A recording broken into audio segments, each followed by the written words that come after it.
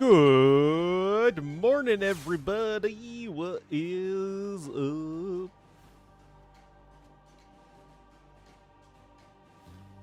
$55. It's actually 69 points now. I lost a game last night.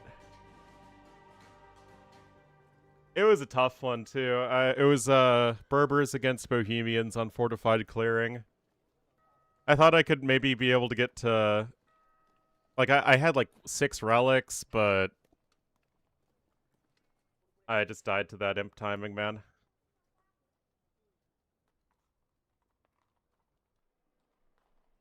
Alright, they are in the lobby, and of course it's on high tides. Of course it's frickin' high tides.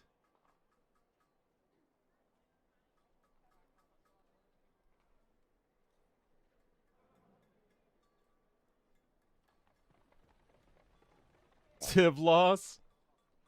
And Fortified Clearing, I mean, yeah, it's just really tough to deal with that imp transition. I even got a Dark Age of Ill kill.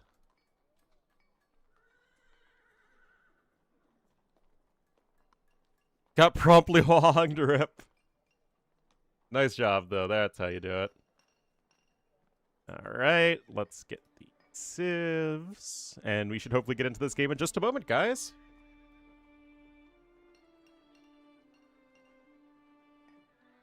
Love to see some silver.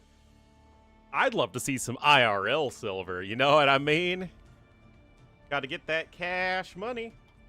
I don't even know if the price of silver is good these days. Can't be that bad, though.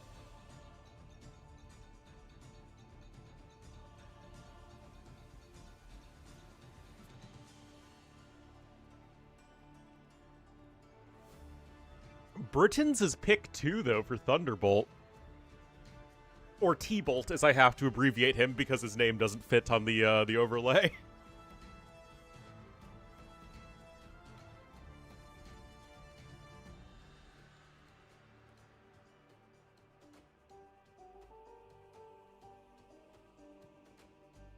But yeah, I'm curious as to...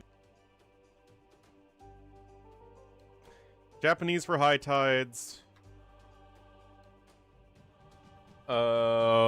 Malay for bypass, and Britain's for monocle? I guess you could do Malay on... monocle, and Britain's on bypass.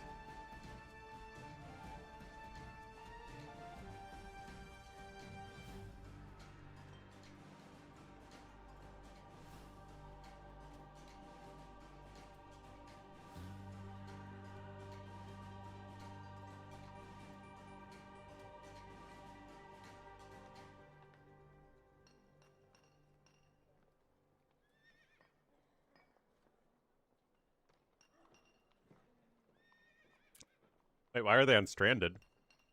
Oh, because it's map number 1, maybe. Wait, why did it say high tides? Maybe I'm just insane. Or no, maybe they were on high tides before and then they switched over to stranded. Oh, okay. So yeah, then Malay... What's your stranded civ is Husiel? Malians?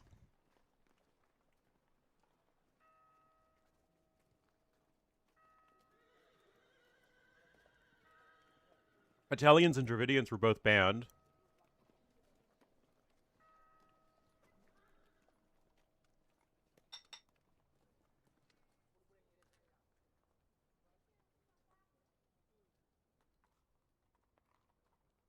We will have to see. Also, Platinum is in a little bit, guys, but this series happened to start first, and we'll see if we cast much Platinum. Let's see if it's worth my time. And we have started the game, I think.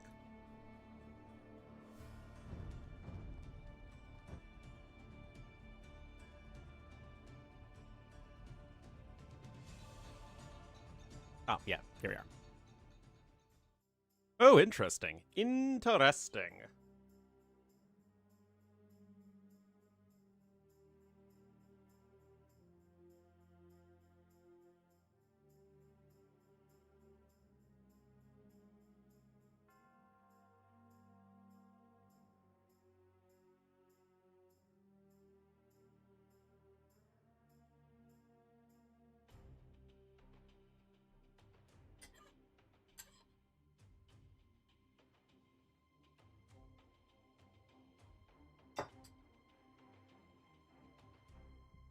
But I have a corgi scratching at my door.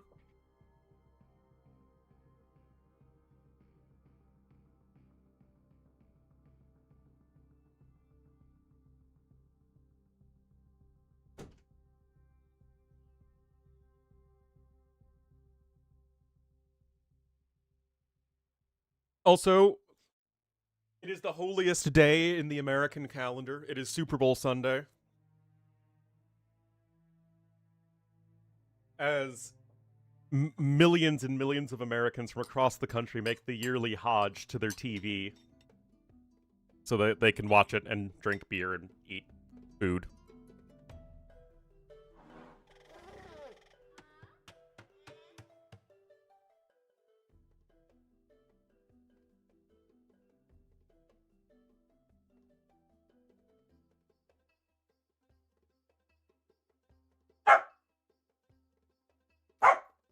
Do I hate my... I'm a huge American football fan, so I'm definitely watching it.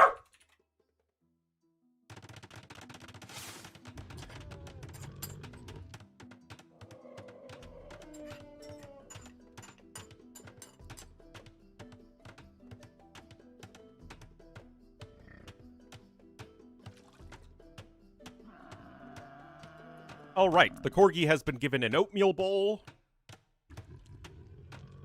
And we are good to go. Game number 1 here on Stranded. It will feature Thunderbolt as the Mayans here to the east of the map. Interesting. Now then.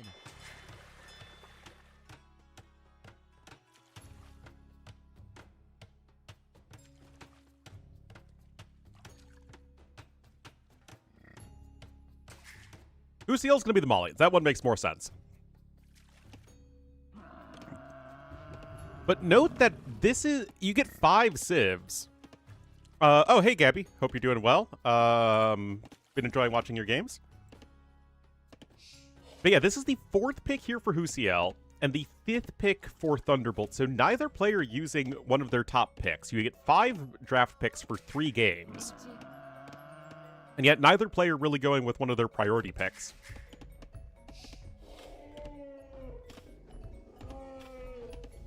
So we shall have to see what the plan is here. Got an extra fishing ship on the way here for both players. I mean, generally speaking, I do prefer Malians on this sort of map, just because you get the wood savings, really helps you out on the water. And then the swordsmen. Malian long swordsmen are kind of like your budget Huskarls against Mayans, so that's a very powerful option, potentially.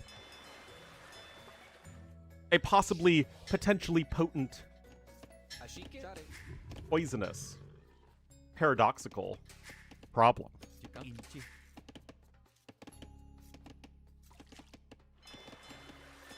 But as things stand right now, you just have the extra villager, a few seconds minus here for Thunderbolt. You will get all of that early extra food here for the Mayans. And remember, that does apply to your fish now. Back in AOC, it didn't apply to fish, but now it does.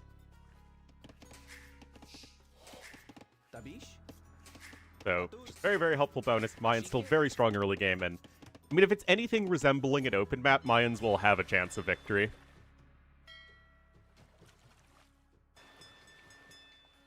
Dash, I don't have any more food for you. I just have this paper towel with a little bit of peanut butter on it, but apparently that's what you want at the moment.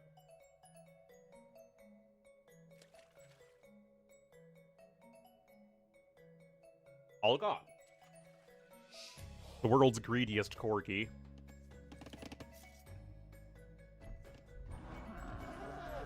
Well, we got another Elefanto coming in here for Uciel. Nothing too crazy here with the early game. 3-3 fishing ships. 4th one is out. 4th one is almost out. Even a 5th one is queued up for both players. Usually like 6 or so fishing ships. Early game on this map these days, it seems. Important since you have no forage bushes. Gotta get that more consistent food source early on, which, you know, with the more fishing ships you add, the more important water play becomes.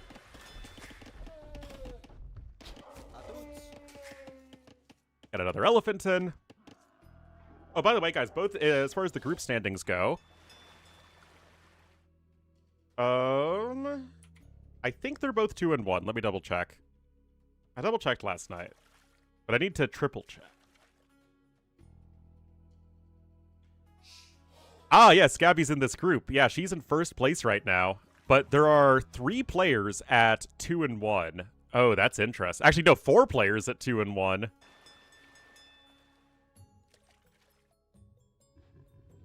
So, Husiel's 2 and 1 with 6 points. Tied with Dr. Cosmonaut.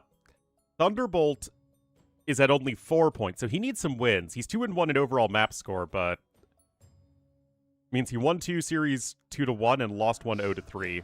And indeed, Thunderbolt lost 0-3 to Gabby. So yeah, very, very important series for both these players, as that sort of upper middle of the pack here in Group C in Silver League is very, very close and competitive. The alphabetical tiebreaker. Curses, why did I pick a name that has me in the second half of the alphabet? SMH. Would I rather be streamed with Mayans or Malians? I don't know. Oh no! Oh no. Oh, the villager had the hammer too.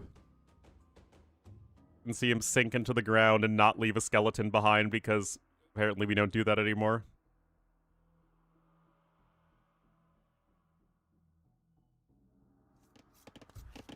Very sad. But you do have long elephant lures on this map, so you just have to be careful. Anyway, Thunderbolt clicks up here on 30 population, 9 fishing ships. Will he be able to successfully get up to Castle? Actually, 31 pop. But would have been 32 pop. Oh my goodness. Whereas Husiel's just going aggressive here.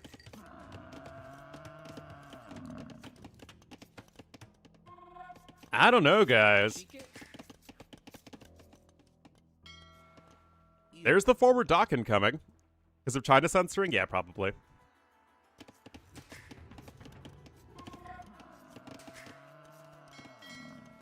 For a lot of games, it's just not worth, like, including the skeletons and then removing them for one of the biggest markets. It's just not important enough for anybody. Which is unfortunate, but that's the world we live in. Anyway, look at this. I mean, it's hard to get more aggressive than this. Literally, archery range being built on the same screen as the starting TC. 3 men-at-arms here, forward dock. And, I mean, Thunderbolt's going to try and FC this, but I really don't see it, guys. Seems like a very tall order. No Lumen yet, even. Those walls are complete. Is he going to try go FC Plumes? In the year of our Lord and Savior Doubt 2025. He still got no loom, dog! Oh no! Disaster! That is a second dead villager now here for Thunderbolt. There is an archery range coming in, so no plumes.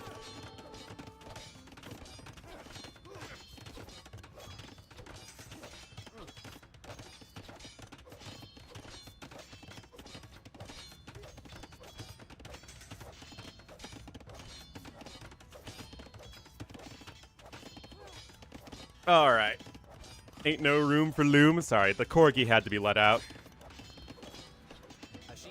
I mean, you can't even click up yet. Oh, you don't quite have the gold. Oh, he's got an archer queued up. That's delaying his uptime. Unless he doesn't have a second building, which he doesn't have a second building. Oh, no. What a freaking catastrophe, man. Oh, this looks like one of my games on these sorts of maps.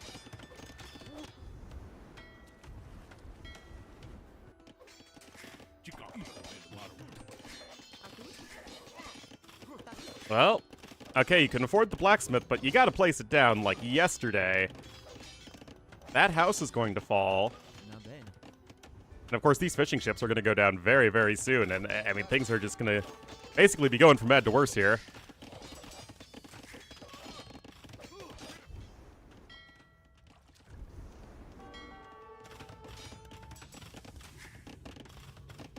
Alright, you better click up to Castle Age, dog. Okay, you don't want to do it after another Ville. Okay, there you go. Castle Age is on its way. Now, Husiel, nowhere near Castle Age. This is a very, very aggressive opening. Got 2 villagers on stone right there. Don't want to lose the archer like that. Yeah, the new overwater hull would be much safer for those fishing ships. The fishing chips. Oh yeah, does water rework buff Malians? Not really. It doesn't buff or nerf them. Yep. A little bit of the S word there. So what's the plan? You can't even afford to go crossbowman. This isn't like the old days where you could just go fast castle crossbowman with Mayans and then be able to leverage the cheap upgrades. One, your Dark Age isn't as good as it used to be since... Oh, no. Oh, my goodness. 5 dead Vills at this point. Yeah, there you go.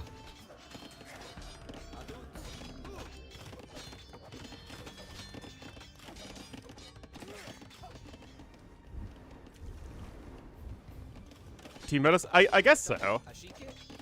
But it doesn't really, like, fundamentally change the fact that Malians are very good at early game on water and very bad late game.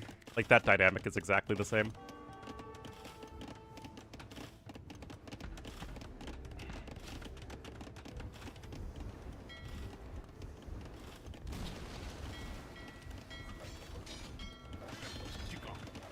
Oh. Happy Castle Age, dude. You've got nothing you can do with it at all. Like, literally nothing. You can't afford crossbowmen. You can't afford any more of the crossbowmen themselves.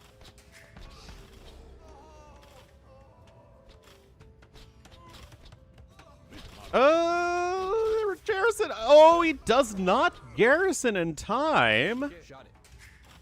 Uh-oh. Well, that means the tower will fall.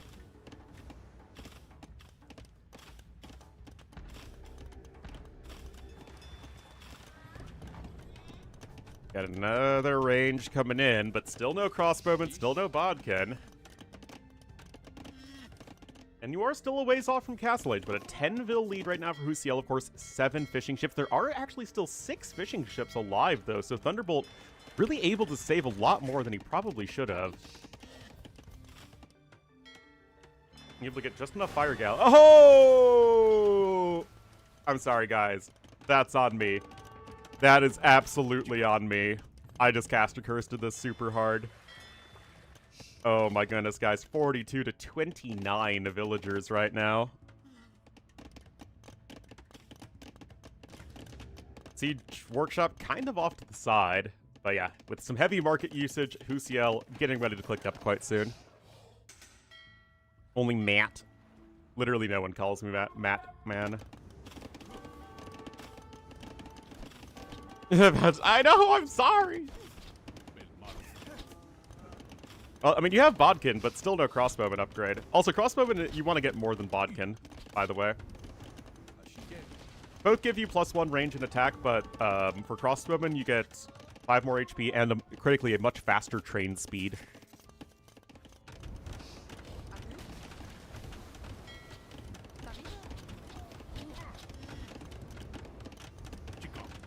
Mangonel on the way. Yeah, you also get more accuracy, but that's less the least important of those things.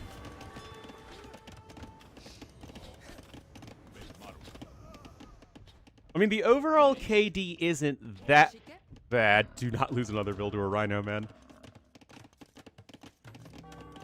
But, like, when you don't have water control like this, the amount of damage you need to get done with your land attack is just increased a ton, constantly. The former S-Meal. Both crossbowmen and bodkin come in very quickly. Arcade games? Oh, that's fun. That's fun. Shot it.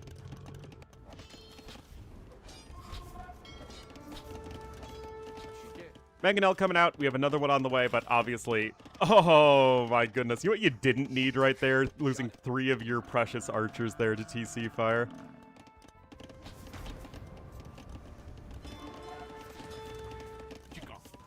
Castle Age getting closer and closer. I mean, like, literally nothing has been accomplished with this faster Castle Age time.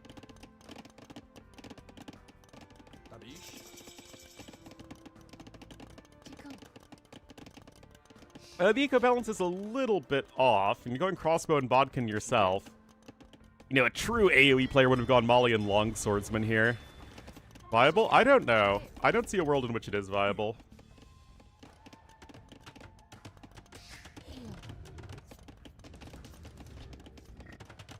Alright, Siege Workshop gonna get rushed up.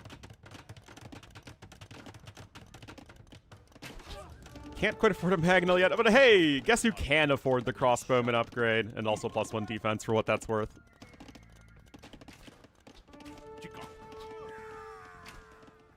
Look at this. We're already at 1,600 resources behind.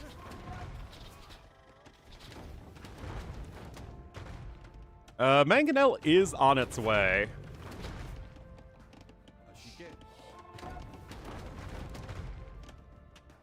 But looks like Husiel is just going to launch a counterattack. Be lightning fast. Where?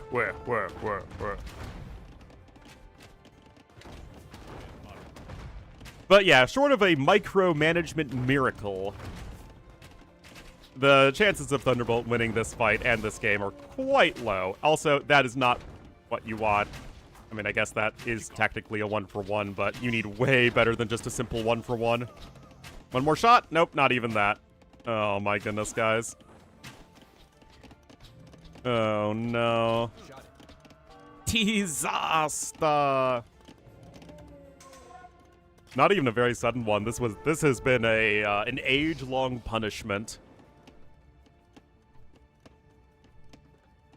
Why am I getting phone notifications?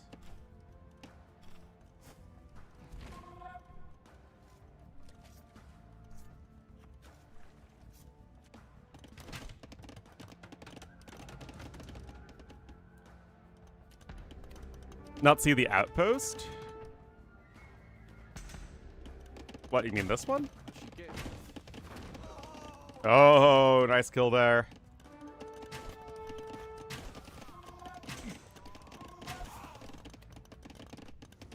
The Corgi demands attention. If he could, he would. And that is going to be a dominant game number 1 there from Husiel. Just the wrong strategy for this map, I think. I just don't see a world in which you can fast castle safely on it anymore. Or if you could ever.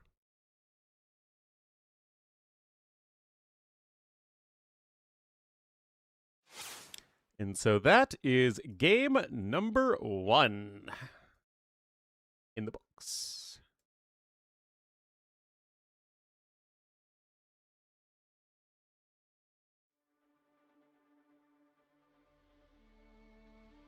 So last pick Mayans not working out there for Thunderbolt.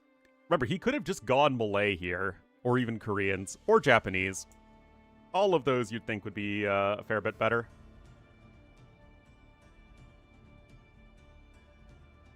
And looks like we are going to Arthur Dent's house because we are building a bypass with a classic Civ matchup. Oh my goodness, guys, we are getting lucky here. 2 Civs that should be good on closed maps, but are power corrupt in general. I'm hyped.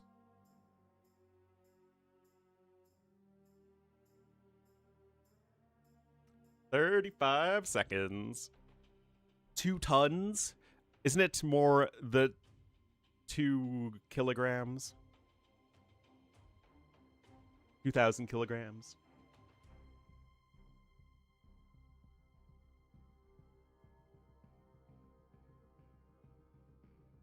With a classic reference, indeed.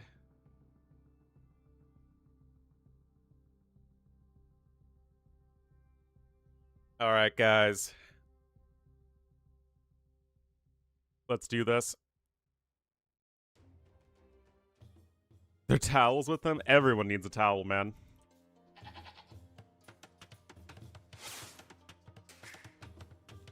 Alright, guys, here we are. Game number 2. Look at this. No Burgundians or Bohemians or Cumans. No Portuguese. Look at this. Look at this, man. Teutons here for Husiel to the northeast, and Britons for Thunderbolt to the southwest. And hello, Avatium. As it happens, I really need to get some coffee. Then my day will improve. Or so I hope. And Tower Rush? I hope not. I hope we get a good macro game, guys, with Teutons in their castles and Britons and their archers. That's what I want to see.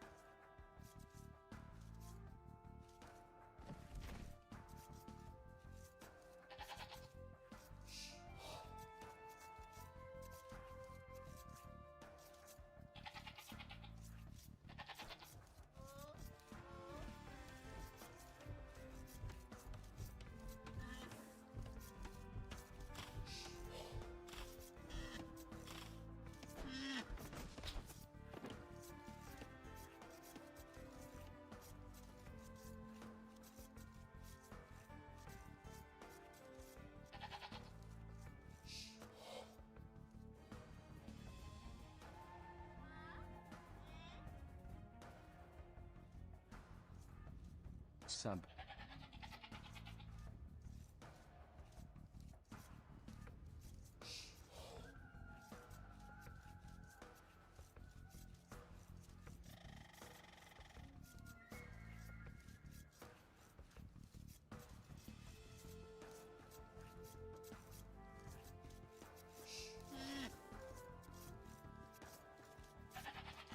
All right, I'm back.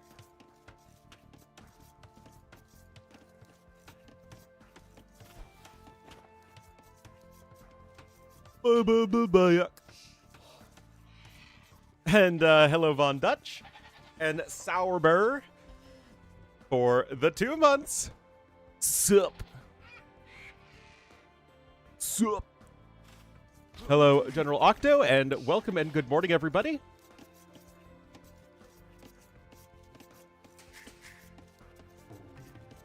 And guys, to celebrate this momentous occasion of classic arena civs, we get the classic arena player mug, the House Stark mug.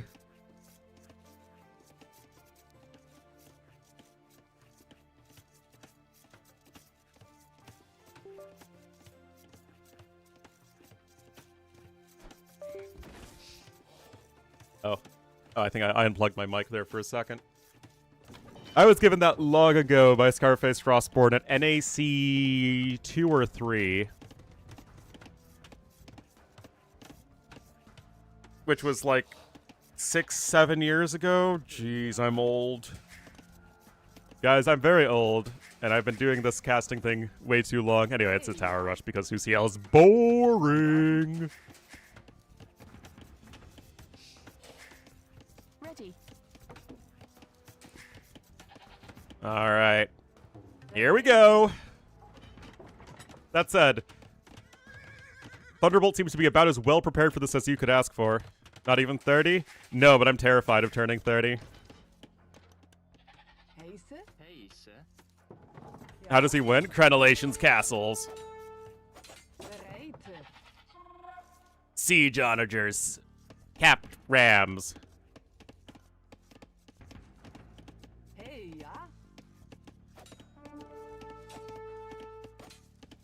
That's how you do it.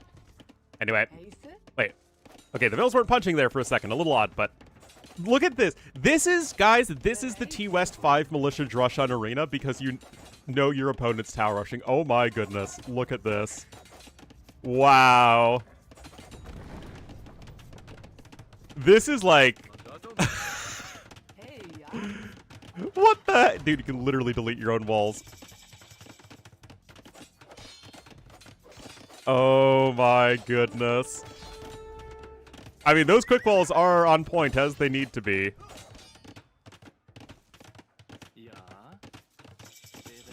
And yet the men-at-arms don't actually do anything because the quick walls were good enough. Wow.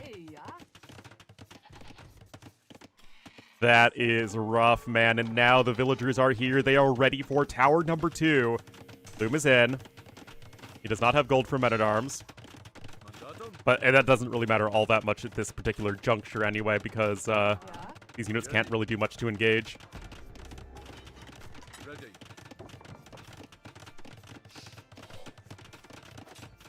Bad Bunny, Green Day. Well, Green Day was me growing up as a kiddo music. When the edgy kids, or no, not the edgy, the cool kids had the Green Day CDs from their older brothers and sisters that they got to listen to, and so like they'd bring them to my like elementary school or an intermediate school. Bad Bunny is very good, but not really like what I listen to on the regular. Uh-oh. Uh-oh. Oh, no. Those quick walls are darn good. Okay, that's 40 HP there on the stone wall. That one can get taken down very quickly if you're paying attention. 18... Oh, wait, he just abandoned it at that last second. He probably could have gotten the house down. Oh, no. This is just such a disaster. Like, he literally had the hard counter opening, and it all just got quick walled out. Oh, my goodness. What a sad state of affairs. What a very, very sad state of affairs, in fact. Big yikes, man.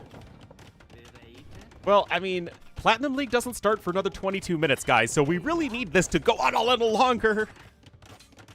Even today, there you go.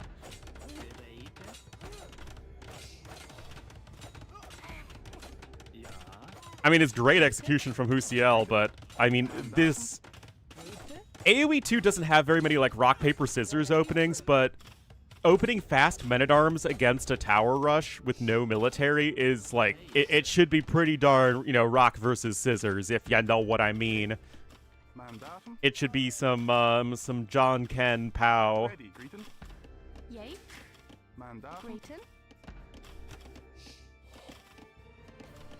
Yikes. Isn't ahead yet? I mean, the overall Vil kills are somewhat comparable at the moment. Resources aren't ahead. But the issue is this is not getting stopped anytime soon. Steal the berries? Absolutely. No reason not to. Not too sure what this villager's up to. If she's walling in Thunderbolt from the other side, that would be way too Omega Brain for my poor heart to handle. I know it's a frail. I was so excited to see Britons versus Teutons, and now all we get is this tower rushing degeneracy. Although a Teuton tower rush is pretty darn classic.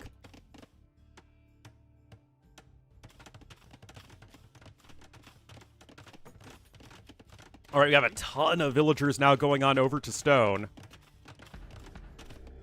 But it's very difficult to stop this Teuton tower rush with your own towers due to, well, the extra garrison space. Guaranteeing you the victory as the Teuton player. Still, this villager is meandering her way over to the western portion of the map. Until the Warwolf shows up? Exactly.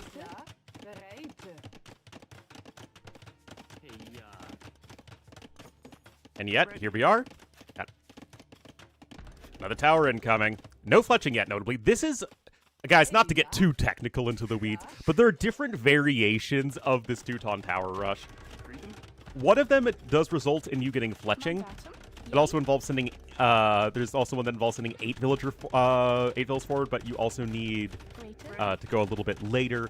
There are small variations of this build. It's not like a super cookie cutter thing. Note that Husiel went for the variant that does not get fletching, but is even faster.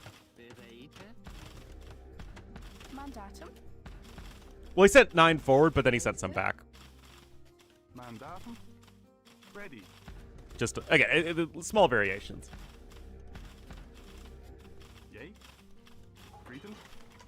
Alright, those vills are very confused at the moment. They don't know what to do. Everything has been walled in way too effectively. 2 more arrows right now here in the tower for Husiel. Hello, Ozone. Yeah, this is one of those games that I think we can all appreciate. Like, we've all been here, right?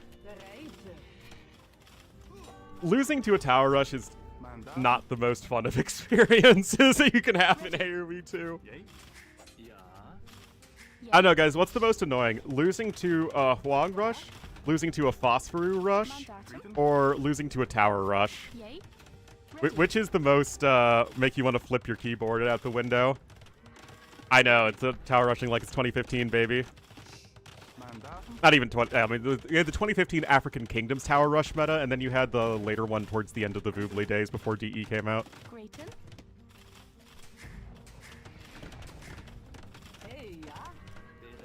Korean Siege Tower. Oh yeah, the TC drop stuff. That's all pretty bad. Or just losing to Bohemians. Still totally not bitter that I played Berbers versus Bohemians on Fortified Clearing yesterday. I just hit my rating high. And I'm like, oh man, can I make that push to 2K? And then I just run into frickin' Bohemians. Oh my goodness, guys. Oh, the humanity. Fletching's in now, by the way.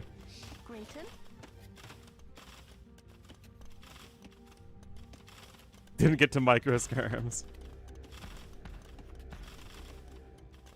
Oh, jeez.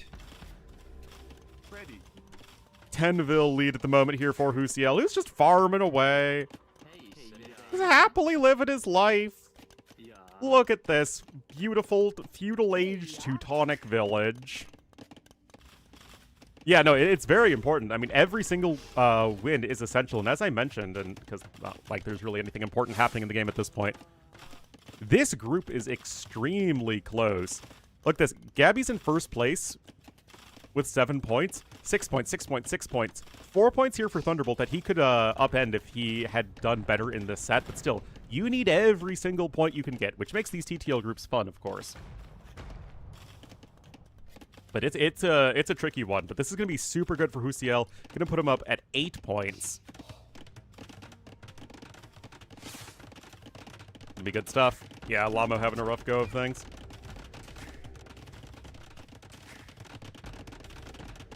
Pause the match records. Well, just be glad you made it into the tournament at all. Oh, it's very good at execution. Oh, no. Like, could you have more insult to injury with that?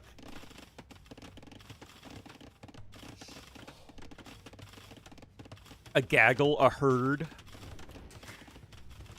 No, it's a murder. It's like crows. It's a murder of skirmishers. Anyway, market coming in here, guys. Husiel is going to be getting ready to click up to Castle Age in just a moment.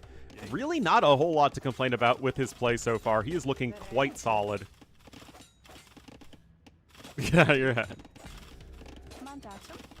All right, Castle Age coming in, and if the GG isn't called before Castle Age, it absolutely should with Castle Age itself. I mean, the game is basically won already, so you could finish it off in any way you so choose. It could be Forward Siege Workshop, you could put a bunch more vills on stone and go for a castle drop. Or you could go guard towers. There was a game of Arena, I think, that was pretty famous between Yo and Hera, where Yo went for Teuton Tower Rush into guard towers. That was pretty fun. The 4TC boom? Oh, no. That is the most toxic thing you could do of all. I mean, he can call it. I mean, but, you know, it's a tournament match. That score difference is brutal. Oh, my goodness. Like, percentage-wise, this has to be one of the most disparate scores I've seen in a game. In, like, a pro game. Almost double the score. Yeah, I don't think the market is going to save you.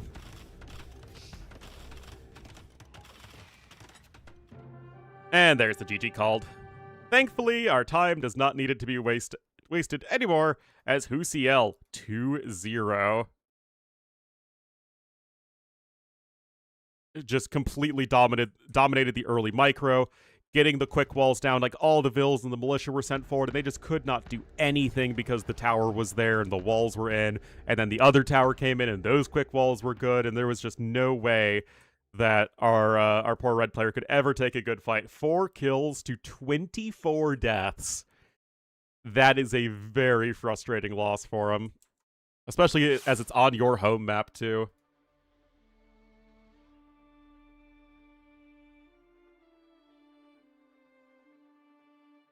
It was your home map, your number 2 Civ versus their last pick Civ as well. That must sting. But still, like we're saying, you gotta keep a cool head. Gotta get any points you can. And that will be bringing us here to Monocle for game number 3. And then Platinum will be starting shortly after this.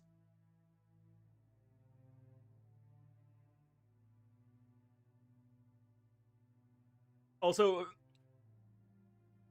apparently Who's CL is part of Team AOL Instant Messenger. It says Team AIM, and I can't think of any other abbreviation that, you know, AIM would stand for than the classic.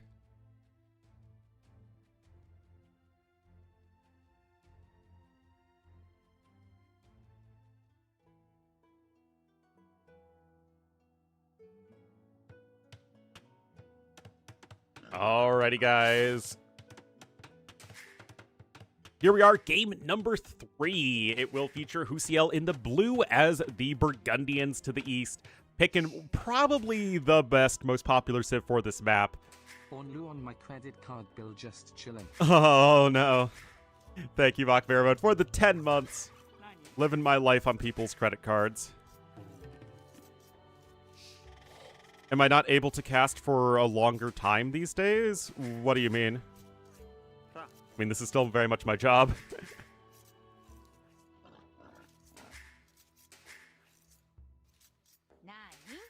But Japanese here for Thunderbolt. So if any Civ's men-at-arms should be able to deal with the Flemish militia, it should be Japanese. In theory. Maybe. Hopefully. Nah, in all seriousness, the Japanese men-at-arms will win versus the Flemish militia. The issue is that the Flemish militia are so cheap and quick to produce and don't require that men-at-arm upgrade.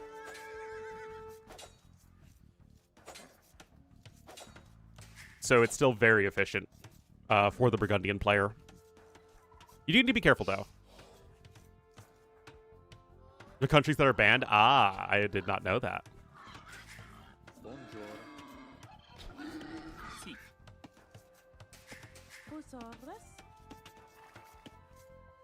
Well, that deer is not being cooperative.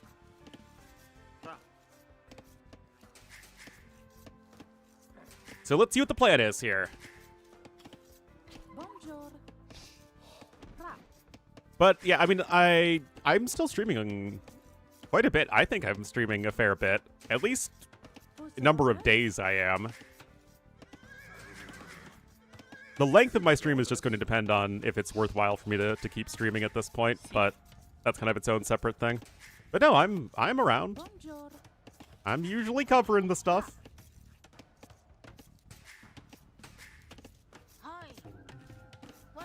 Although I definitely plan on making a bunch of content as well for Glass Chieftains once I get my grubby little hands on the expansion. On the turtle while I'm away. That seems pretty fair. No double bit accent yet. And this is like the frustrating thing, is that we see people pick Burgundians for this map and then just never even get like the early eco upgrades because it's just all about the Flemish militia. Bonjour.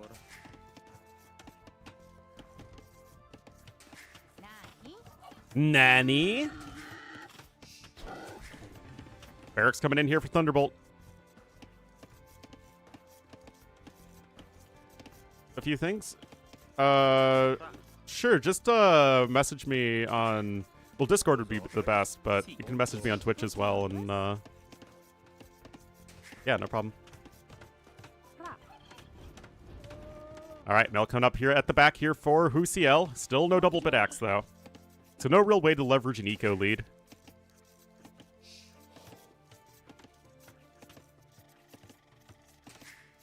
And a very early barracks from Thunderbolt, but yeah, I imagine that this would just be for the men-at-arm rush. Oh, no! Oh, my goodness. Game number 1, guys. He lost a Vil to a Rhino.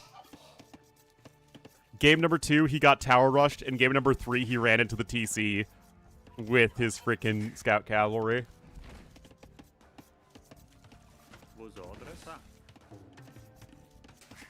Ow.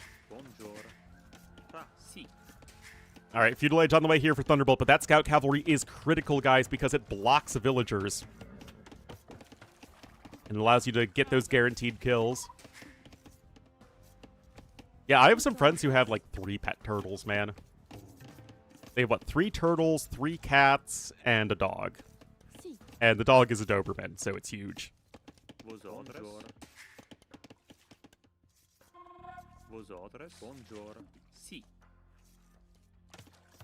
Unfortunately, I'm allergic to cats. So it is sneezing and runny nose and itchy eyes season whenever I visit. Like, all my friends have cats, and I'm allergic to cats. It's annoying. All right, third militia coming out here for Thunderbolt. Barracks on the way here for Husiel. Got just 2 vills on gold for the time being. Execute a normal game plan? Yeah, for sure. All right, here come the militia. Here come the party people.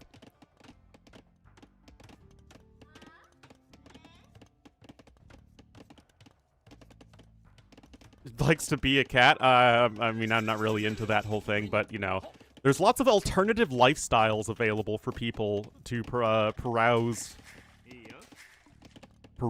online. You know, we don't judge anyone here. All right, Men-at-Arms coming in at DBA as well for Thunderbolt. Now, if Husiel just gets double bit-X right now, I'll be a little bit triggered by the fact that he couldn't just do that a while ago. But no, he's just skipping the upgrade completely. Oh, no, he did get it. My bad. My bad. He must have gotten it when I was rambling.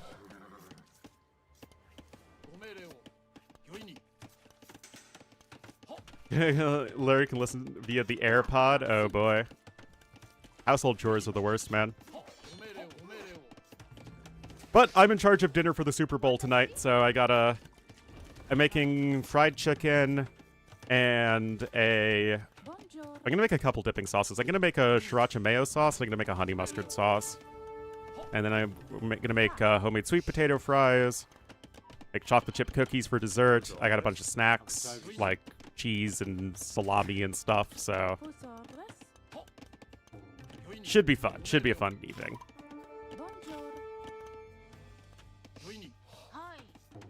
All right, archers are on the way.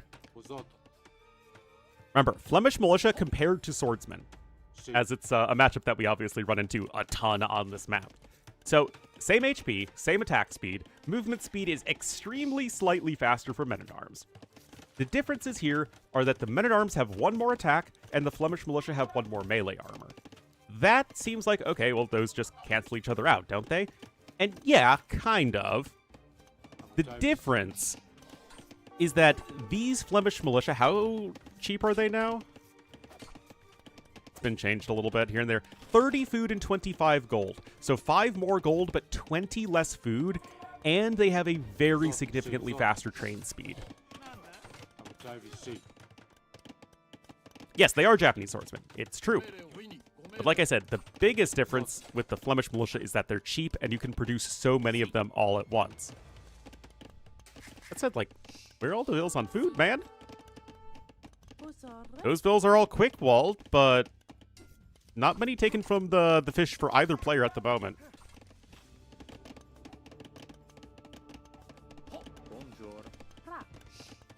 Look, these bills are actually idle right now.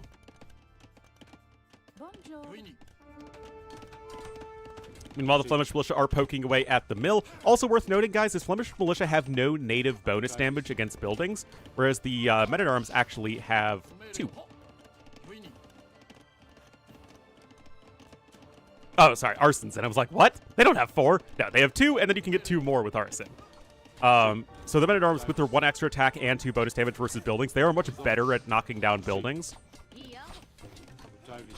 But as we see so consistently on this map, it's really just the strength of these Flemish Militia in their cheapness and speed to produce that are why Burgundians are considered a top-tier pick. That said, a little bit strange for this map already is that we don't have a ton of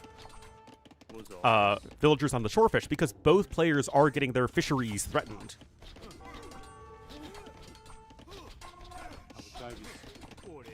Their train speed? Yeah. I mean, they just need some stat nerfed. You're just getting too many stats for the cost too quickly right now. You could nerf it in several different ways. This villager seems to be in the wrong part of town. Dravidians are a good civ on this map. Just, not as good, I think, as Burgundians or Dravidians. Or, Japanese, rather. Japanese, Dravidian, same thing. They're both infantry and naval civs that have good archer options.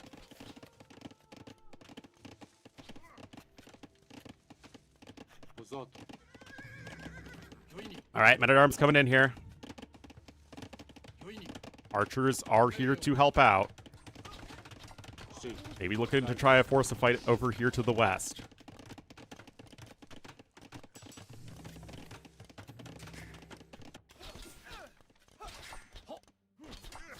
Romans are arguably the best civ here, but they almost always get banned. Yep, #1 banned civ for Suhusiel this game.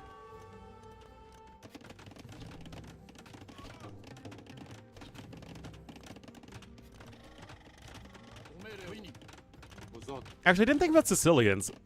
Would the donjon be good enough to protect you, and then the sergeants be good enough to deal with the Flemish militia? They should be.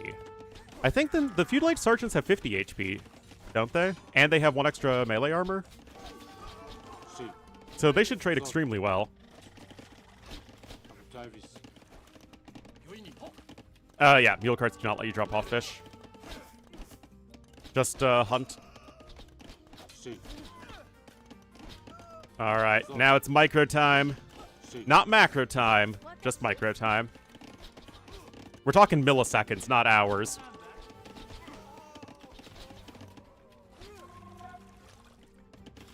Anyway, this is getting extremely one-sided very quickly. Oh my goodness, just the pure mechanics just seem to be better across the board for Husiel, and he is certainly displaying that.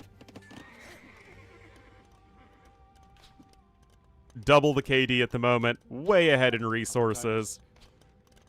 And it's not even an infantry battle at this point, it's just archers. Ore. Oh man, absolutely dominant series here. And an important one, like I said, because both players were 2-1 in the group. GG, well played left bracket. Now that's a left bracket drop if I've ever seen one.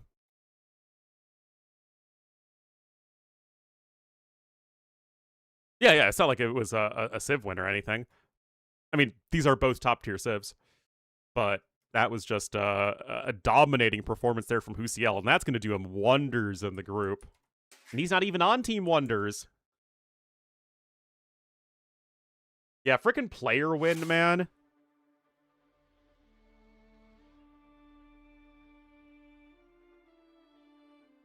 Yeah, check this out, guys. Husiel gonna get 9 points right now. 3-1 record overall. Still, there's a good chance that it's like Thunderbolt and Lamo at the bottom of the group. So Husiel has yet to play any of the top performers other than Cosmonaut, who he lost to in a very strange series. I casted that one. No, that series was fine. There was another Dr. Cosmonaut series that... Oh, it was Monoz versus Cosmonaut with a really weird Coastal Arena game.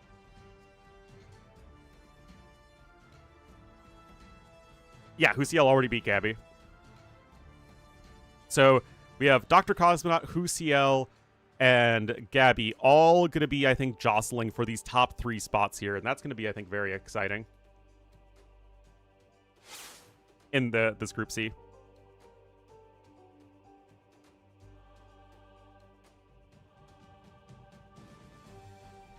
But now we must journey to different shores, as it's Platinum League time, so boom, shakalaka.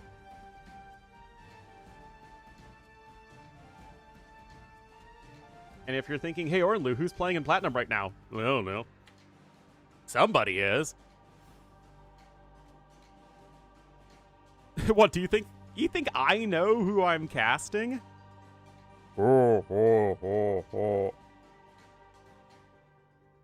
Oh, okay, so there's Silver League going on and Platinum League at the same time. And it's Gabby versus Dr. Cosmonaut right now, in theory.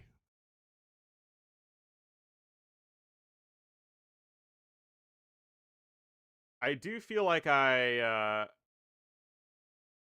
owe it to the AoE community to cover that match, especially because you have Hera, T90, and Dave all covering the Platinum one. So we'll keep on Silver League.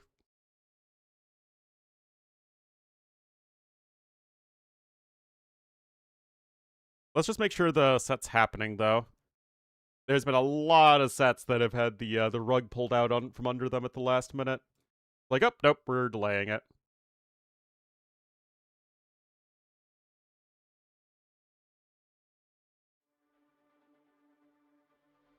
Yeah, still says 10 a.m. here.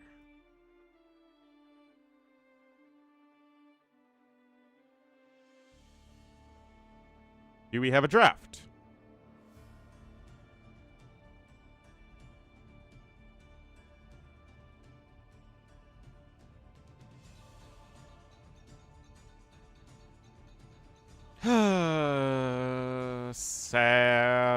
Sad times.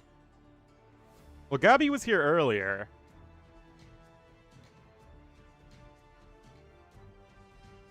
Gotta tell them to get their butts moving, man. But yeah, this is actually going to be a super important match because Gabi and Cosmonaut are currently 1 and 2 in the group stage. Gabi has 1 more point than Dr. Cosmonaut.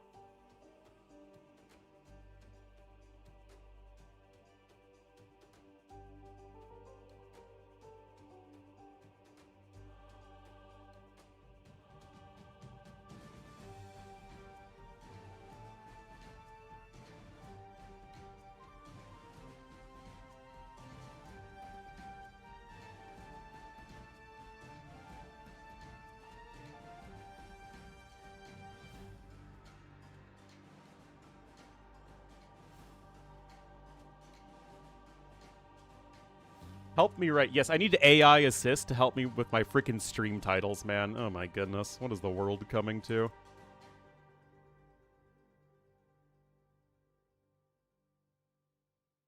Unfortunately, Dr. Cosmonaut and Dr. Agonstar are not in the same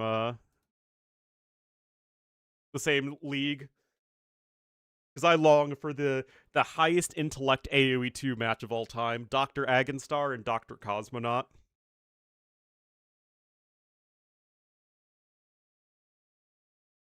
They even played on a team together in one of my tournaments.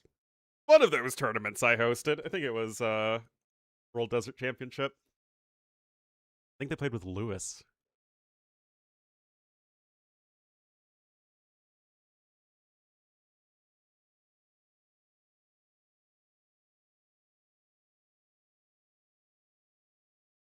Man, rough series and Thunderbolt just queues up ladder, man. The MBL approach.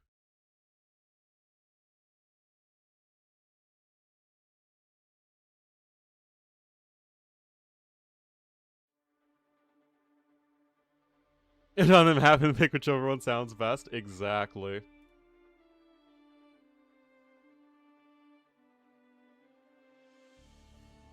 Let me tell you guys, I'm going to be a salty sailor if the Platinum League match, which is already more hype, gets started before the Silver League set, and then everyone just goes to watch the Platinum set anyway. And then nobody comes back to me.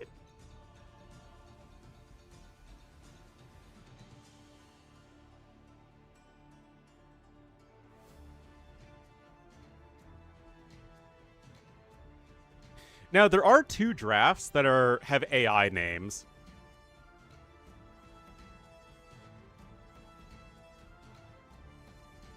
Maybe that's it, but I don't know.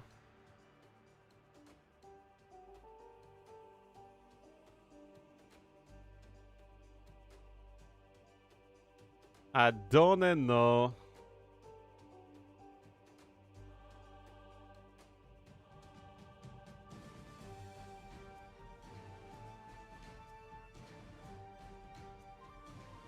D&D style AoE 2.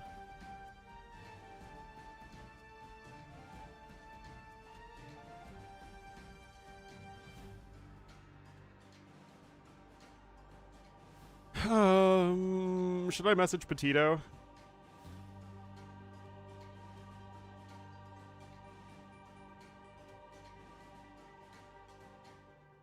Steal from map hacks.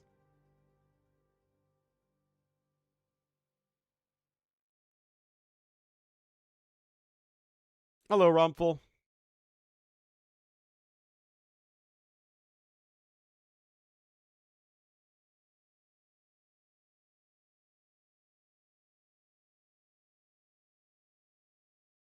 See if I can find Petito.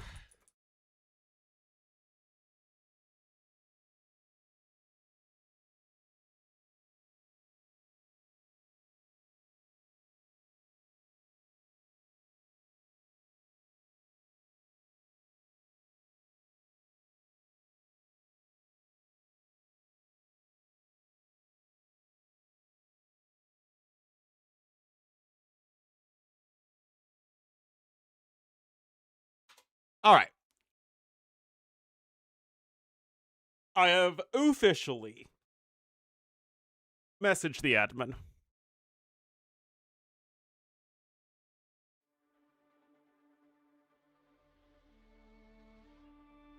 So hopefully we'll get some clarity there.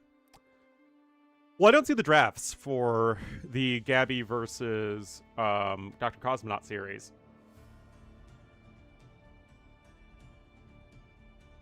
And I'm wondering if, because there's a platinum set happening right now,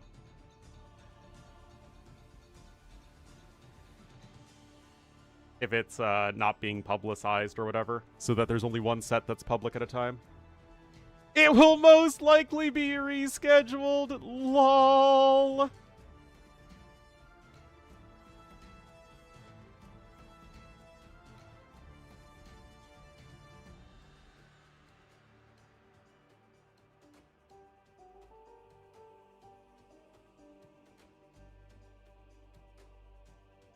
LUL lol. Oh boy, oh boy, oh boy, oh boy. Well, I guess we'll cast Sitaux versus Dragonstar then.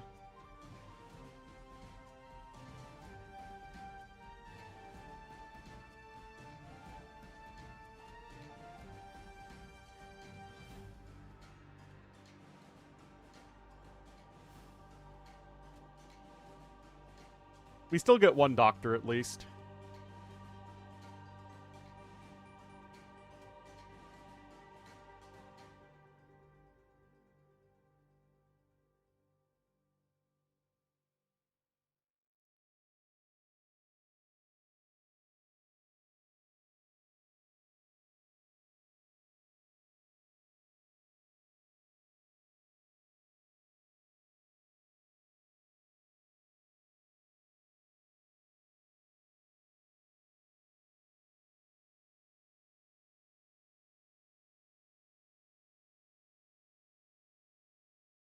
Right.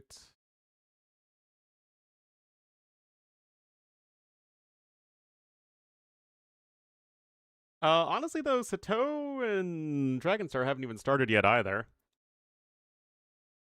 So I'm not too sure what's going on with that. I thought they drafted like a hot second ago. Yeah, they've finished their draft for a while now. I don't know what the issue is there. Anyway, Valley gonna be map number 1.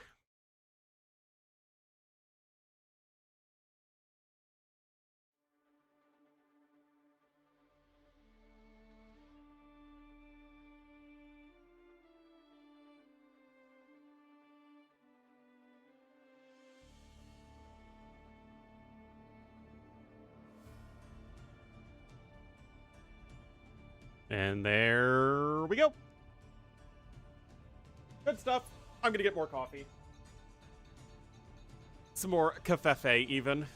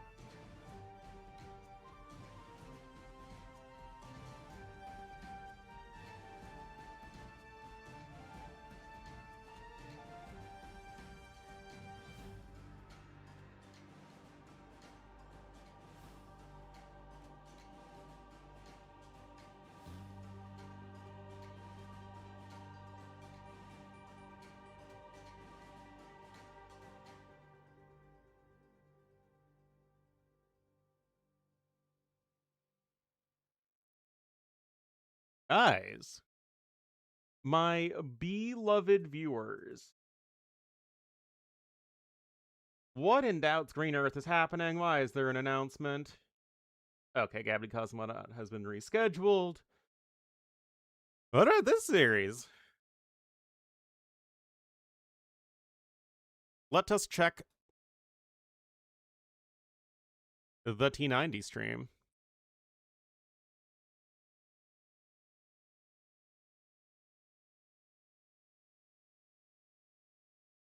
Oh, looks like they started without the spectators. LOL. Oh, oh, oh, oh, oh.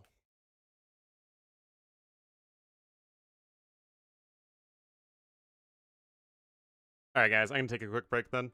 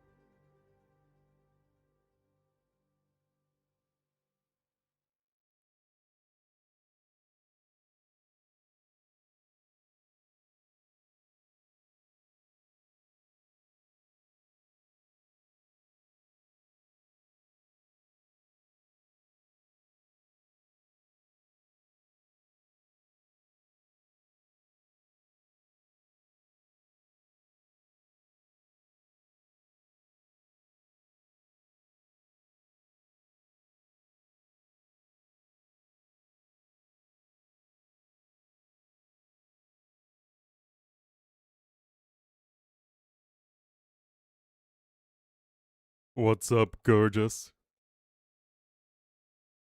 I'm sorry if the stream is not PG enough for you, but I can't keep the sexy down. In a completely unrelated matter, I haven't had a girlfriend in like 7 years.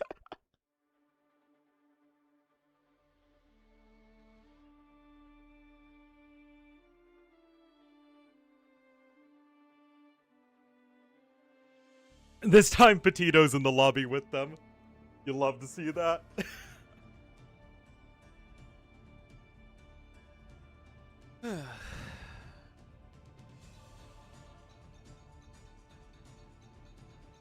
Dang, we were over 200 viewers for one beautiful shining moment. Now it's back to the Shadow Realm.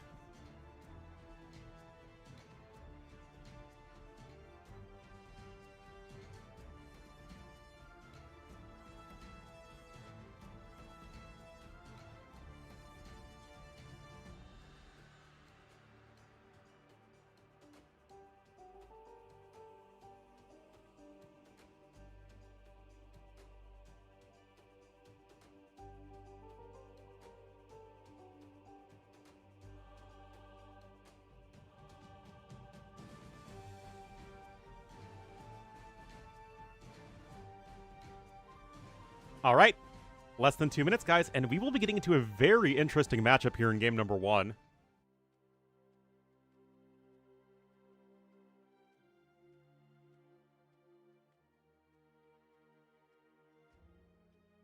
Yeah, the Gabby Cosmonaut set's not until another time.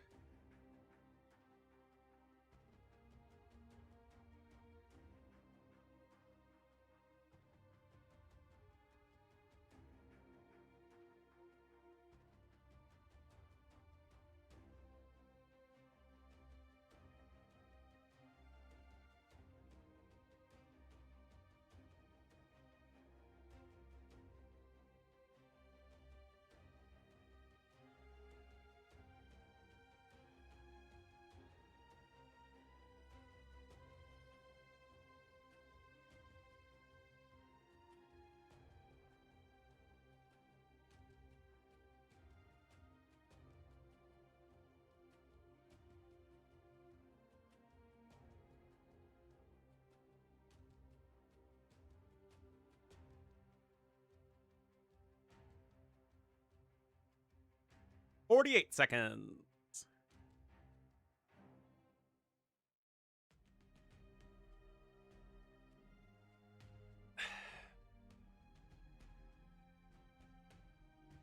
Infantry is pretty fun.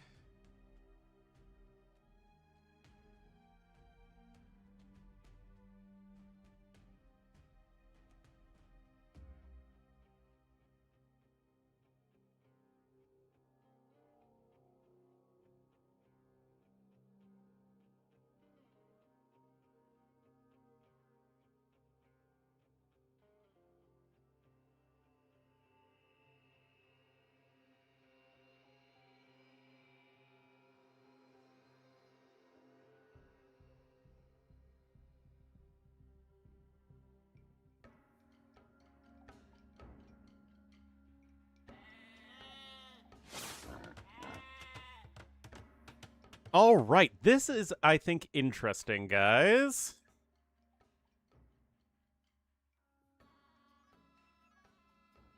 Dragonstar from the British Indian Ocean Territory. Just kidding, he's from India. It'll make Sitaux in red. Wait, I would send a sheep without the BLNF thing. Oh, bad luck, no fun. Too late, I need it. Oh, boy. Oh, boy. All right, guys. Dr. Agonstar here is going to be in the cyan as the Aztecs to the west. And I'm all for seeing Aztecs being played. And to the east in the red as the Vietnamese, at least Sitaux. So Dragonstar playing the good, pure, old-school Civ, and Sitaux playing the stinky new Civ. I think we all know who to root for.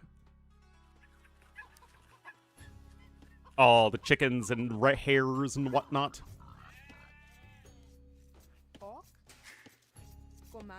Regardless, though, this is pretty interesting. They have very early barracks. I'll bet, likely before the game launched, Dragonstar typed BLNF, which means bad luck, no fun, so the opposite of GLHF. And Sitau's like, I was gonna send you a sheep, but then you were mean to me, so I'm not. And then Dragonstar's like, no, I need it.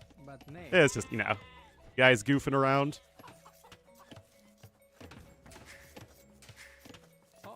Typical AoE gamer stuff.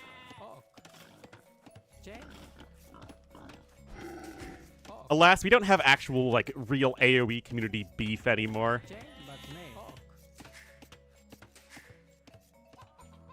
All this sportsman stuff, it's disgusting.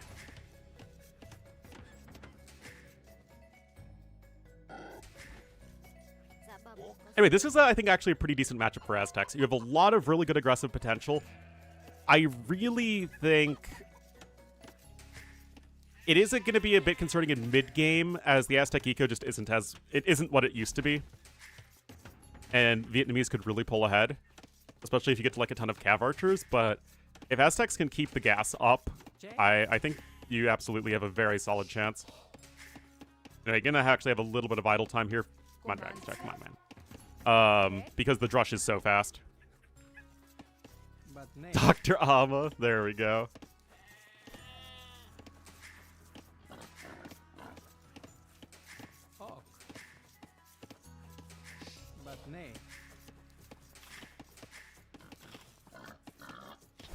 Up.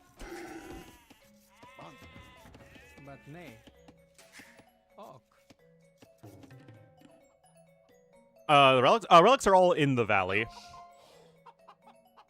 And there are 5 of them, like a regular map. I actually like Valley here. I think an underutilized aspect of tournaments is having different types of land maps. Like, not every map needs a crazy gimmick. Like, this is just a little bit different than, you know, Arabia, and that's fine.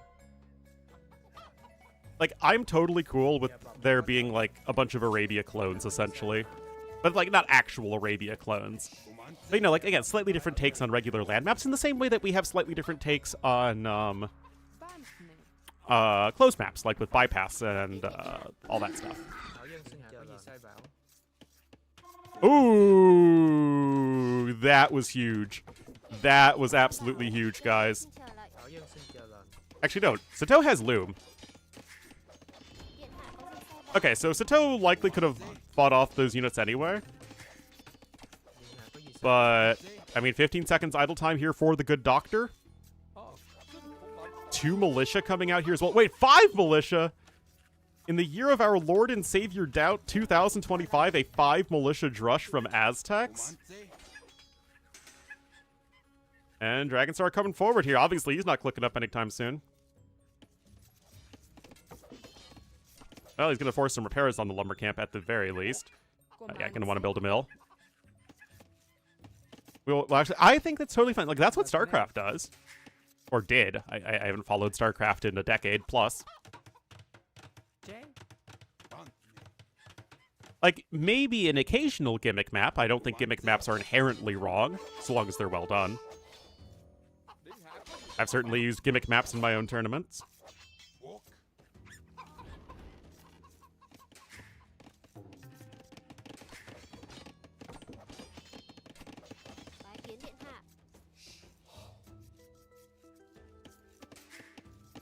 Bit awkward is full walling is too cheap. Well, it's funny because it's so impossible to defend early on that you have to rush up to Feudal Age. Or go for a super fast rush. You know, one of the two. Oh, he's gonna get it! Gonna get it! Yes! Very well done. That is some good execution there from Dragonstar. Sitaux still ahead overall in resources, though, since he didn't send a bunch of ills to the middle of the map. But, in theory, Dragonstar will be surpassing that eventually. But a long game in Dark Age is good for Aztecs, with the extra carry capacity and all that. King of the Hill or Regicide? Well, a map like Gold Rush is already kind of like King of the Hill. And Regicide is for Fortress, but we don't really see it all that often because it was kind of overplayed for a little while.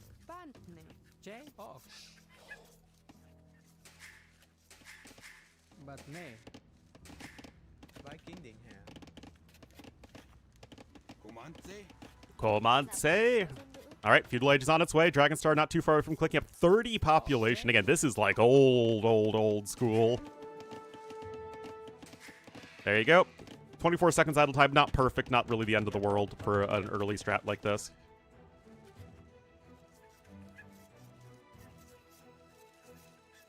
There would be a huge variety of wall ability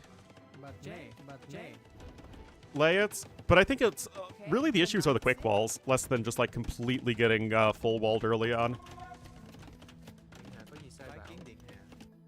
And I think that you kind of have this bell curve, right? Where at the lowest levels, the game is really passive because players are scared to, you know, do anything aggressive.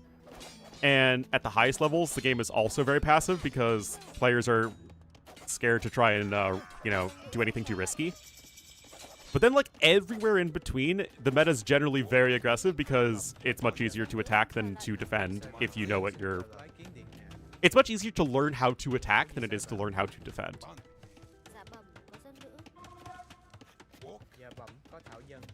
So you have to be really careful with that, because this is obviously a huge section of the player base in the middle. It's like almost all the players, actually. Well, obviously they're more noobs than pros, but you get the idea. Anyway, no FC behind this, but you do have 400 wood banked up, so you probably don't have to spend all that long in Feudal Age. And an arm upgrade coming in, you're back to 5 militia. That said, Sitau's got his archers on the way. Took Arson. Oh, we do see Arson, honestly, a pretty decent amount. Bigger wood lines. If that was the case and walling was a bit more expensive, then it could probably work. It honestly probably could.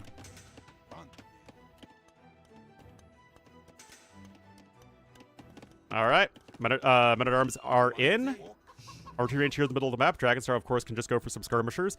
Like I said, though, he does have very good food income. Well, Ornlu, he has the control of the middle. Still, it's worth mentioning that he is still likely to get a better castle age time, and I just really like this aggressive approach with Aztecs here. It's just not something we see all that often. Indeed, it is Dr. Dragonstar. Dr. Dragonstar is actually a very smart and creative player. And he's also an aggressive player for sure. Sitaux, the much more clean macro meta player. Not that Sitaux is like a one-trick pony or anything. I actually think Sitaux is one of the more versatile players out there.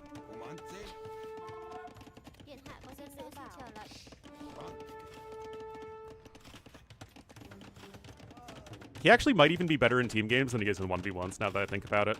Sitaux is an amazing team game player. Oh, jeez. Well. This is the risk you take. This is the risk you take. Lots and lots of... I mean, this is a lot of idle time, to be fair, but... Yeah, little ugly. Clutching coming in now here as well.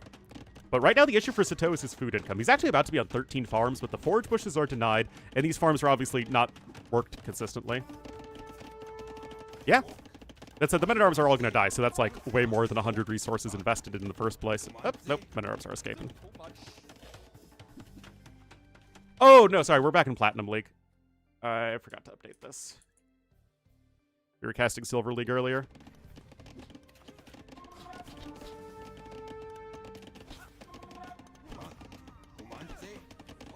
Every week, it matters. It matters. All right, +1 defense coming in. Now you're entirely on the Igelos. This is still the silver group. No, we're in platinum. Sitaux and Dragonstar are both in platinum. All right, this is kind of interesting, though, because Dragonstar's now spending all of his food. Now, he's going to be way ahead in food collected. Yeah, look, this 900 food collected ahead, but he's also spending a ton. Sitaux, no skirmishers, just now a couple scout cavalry, just a couple militia. And that's going to be a ton of farms for him. Now, oh, hold on. How'd you just shoot up to 400? I guess maybe it was just like these bills needed to walk back to the mill. I mean, Aztec carry capacity does make these numbers a little awkward at times. But yeah, I think what's really going to be important here for Dragonstar is to get a faster castle age. Just punch down the scout, dude. Dude. This is open at the back. Does the good doctor know that? He does not. And here, we have 2 scout cavalry coming after those skirmishers, and this is exactly what Sitaux is going to look for. His overall KD is still very good. And the archers are here. They do have fletching. Skirms need to come back. And I think that if you see the the archers going this way, you probably just want to position your own skirmishers. You're like, okay, I guess there's a hole there. But there's a lot of things happening all at once. But these scouts are already getting some nice value.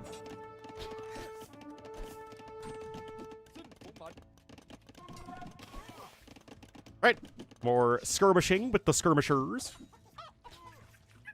Great overall KD so far, though, from Sitaux.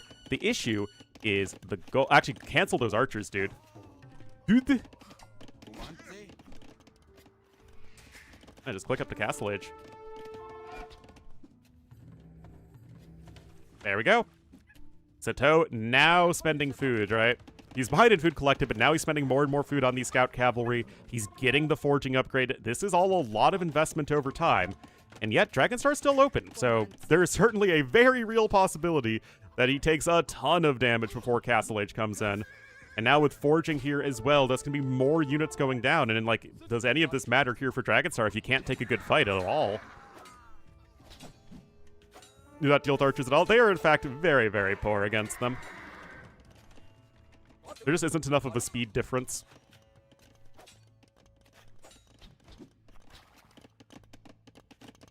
I've honestly wondered what would happen if you make archers and skirmishers move at like 0.9 tiles per second. Like old swordsman movement speed.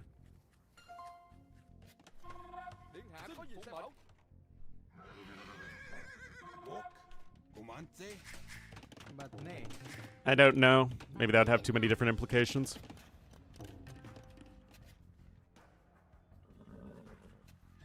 It's hard to say, like, what's a balance issue and what is just a meta issue or a pathfinding issue. Those two things are closely intertwined. Worse to play, yeah. And I'm generally against making, like, big sweeping stat changes to basic units that have never had such changes happen to them. Anyway, you're about to have fully upgraded scouts here from Sitaux. Castle Age is 11 seconds away, but you're on double ranges here from Dragonstar, and he's going to run into the issue where he doesn't have a good Castle Age insta-army thing. Open?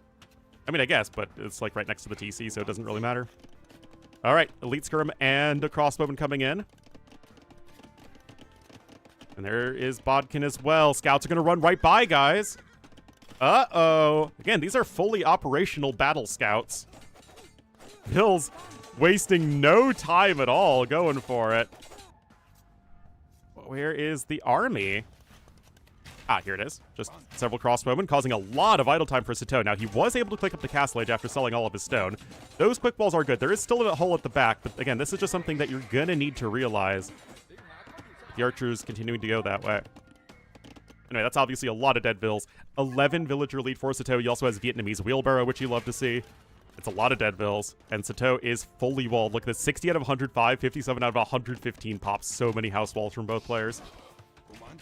But you're going to now really want to get some counterattack damage done as Dragonstar. He's got the age up advantage for another minute and a half. And yet, when you get Elite Skirmisher like this, you're really limiting your own aggressive potential. Now got a University coming in as well. And Sitau's looking to sneak right back through. And, I mean, he's back to work. He's cruising, man. Now, he is only on 1 archery range, right? So you're probably going to want something else. +2 defense coming in. I mean, Dragonstar is going for all the range unit upgrades at the moment. Eco is still very, very poor. Wait, what? Why did the skirmishers just walk past? Okay, whatever. Whatever. Like, oh my god. And those archers are obviously not going to be doing much. Pure Knights? Well, he didn't even have a second stable until right... Wait, is that his first stable?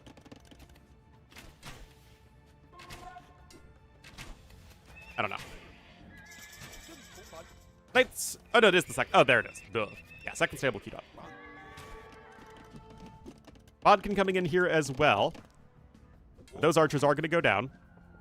Of course, you do open yourself up to those Aztec monks, but that's not really what Dragonstar is doing right here.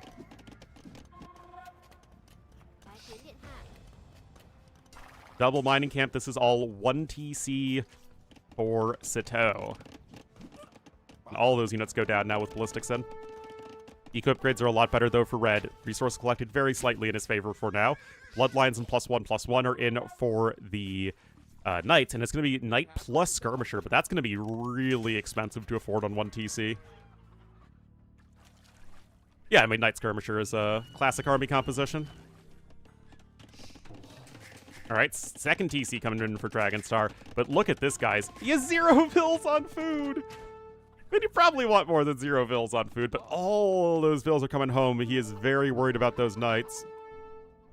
Classic for Vietnamese? I'd say so. You have fully upgraded Knights in Castle Age and very good skirmishers. And a good eco. Help afford them. Well, I guess, yeah, it's not Cav Archers, that's true. Well, for the time being, at the very least, still very much safe.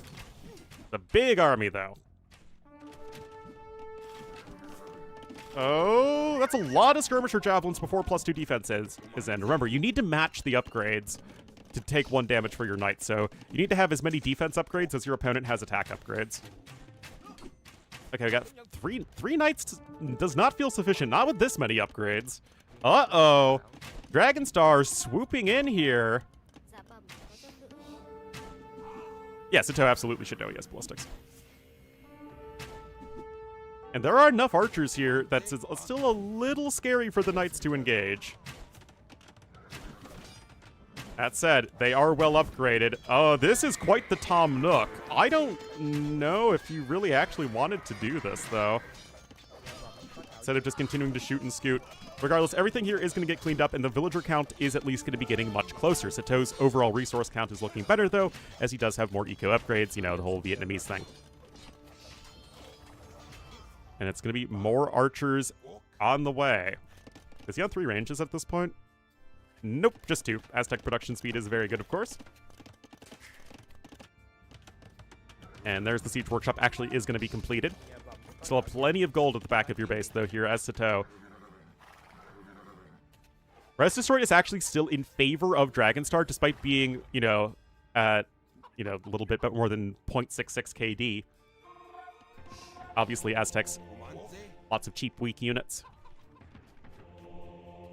Now the Monkers are incoming.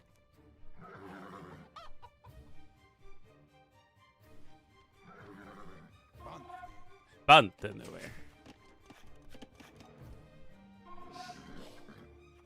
Uh-oh. Gotta be careful. Gotta be careful. No quick walls. Knights charge right in.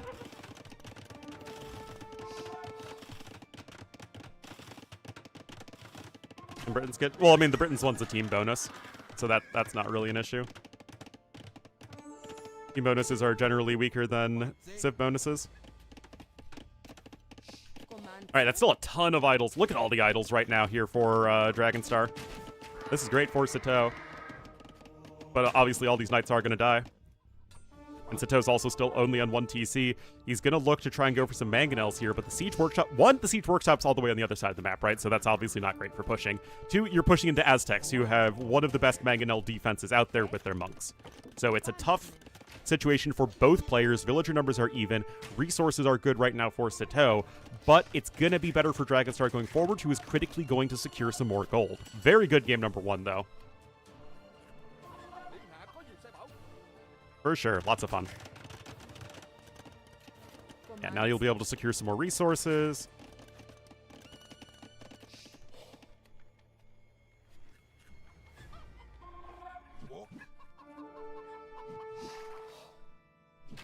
All right. Now the relics are coming in, but the mangonel's out. Obviously, it's going to be tough to push uphill into a mangonel.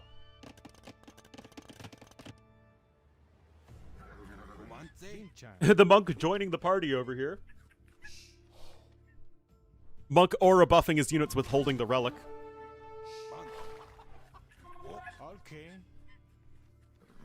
Just wait for that to be one of the next Civ bonuses, is you actually get an aura buff for a monk holding a relic. Wind Chime. Second monastery coming in, and I think that redemption monks are going to make this a very difficult push to make happen here for Sitaux. Still, vill counts are very similar. Dragonstar has a ton of idle TC time. His food income has never been very good. His eco upgrades are not that exciting either. Be a bad bonus. It would. Alright. Sanctity is going to be on its way soon. Obviously, Redemption isn't in yet, and that's going to be another Monk Snipe. Very poor positioning there from Dragonstar. He actually has no units in the queue. There's Redemption coming in. Like I said, that is going to be so, so huge. Yeah, you want to micro these units back towards your base, and then, in fact, he's actually going to delete the house just to make sure those guys can get back safely. Civs to come... I think you go back to Africa. Like, if I'm the devs, I go back to Africa, and then I make, what, like a grand finale expansion, and then we end on 60 civs. I think, at that point... Yeah, you go Africa, and then... You just sort of go around the world like you did with the old expansions and fit in a few of the remaining holes in the civs. Oh, decent attack round right there. Eagle's going to try and snipe a Mangonel. I mean, that's a lot of Eagles that you're investing, but you do snipe the Mango. And where are the Monkers? There are 2 on the field.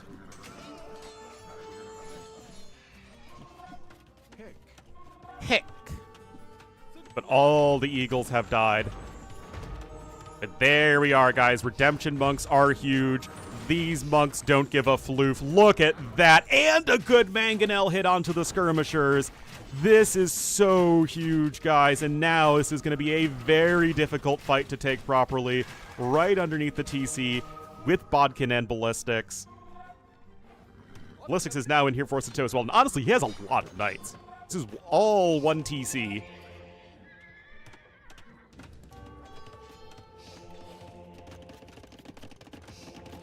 Gonna be on triple barracks.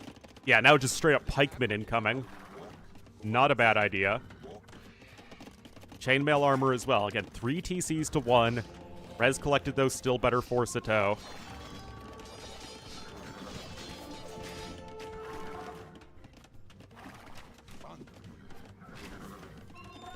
No stone being mined, though, so this still is... It's going to be difficult to actually deal a killing blow here. That is a very poorly set gather point. SMH. And now, Dragonstar is going to be going over to stone. Yeah, because Dragonstar secured this extra gold, he's fine right now on gold. Alright, Squire's coming in now, and you are just going to get so many units right here. So many monks right now here for the Aztecs players. 60 HP on them. The knights are fully upgraded, guys. Like, this is not an insignificant number of fully upgraded knights. A really fun game here. Double delete for 1 monk. Okay, I guess the monks are going to suffer a couple more deaths. But I don't think you can commit to this. Not with the monks right next to the TC, but he's going to make like a rodent and go for it anyway. Where are the pikemen? There are only 6 of them. Macro, Dragonstar, macro! Oh, more monks coming out. I don't think this is enough from Sitaux, guys. I really don't. Not with the Aztec production on standby. It's very close. That's a winning fight? I don't think it is. I really don't think it is.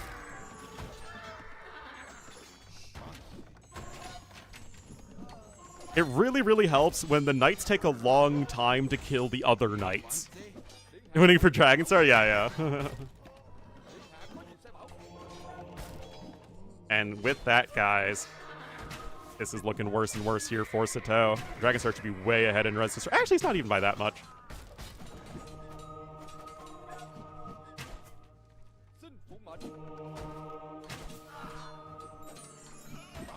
Still losing a couple more monks, but yeah, 95 vills. Honestly, with even better macro there, Dragonstar is even further ahead, but as it stands, he's still very far ahead. And again, guys, Sitaux has no stone behind this. He's still 1 TC. It's not like he can do really a whole lot of anything else, and now you just need to mass-produce units as Dragonstar of really any kind. And Dragonstar's own units are also well upgraded.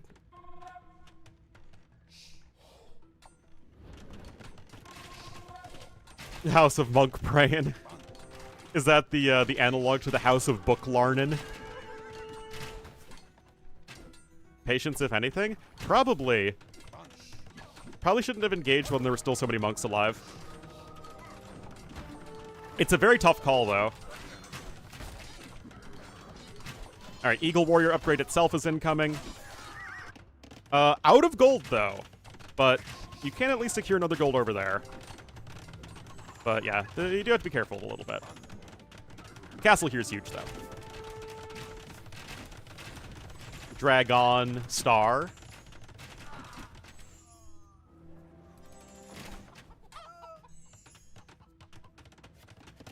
Yeah, I mean, he was just trying to make the all-in happen. It's funny because neither of these players' playstyle is something we see very often these days. It's like skirmishers and adding TCs and playing very passive, and this is like... This is just so different, right? The actual 1 TC aggression play. Aztecs just trying to swarm with units. It is a big army, but I don't think it's just going to be one that has a lot of staying power. This is not that. No, but isn't it fun, Pepsia? Isn't this a fun game?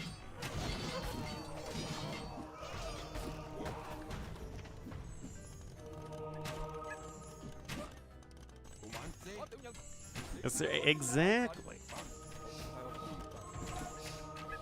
It would be nice if Dragonstar could sneak a monk to pick up some of these remaining relics, but stupid strat choice. Remember, he was slower to Castle Age than Aztecs. He thought he would be able to make the push happen, but he just was not quite able to do so. Now you have even more production buildings coming in here for Dragonstar.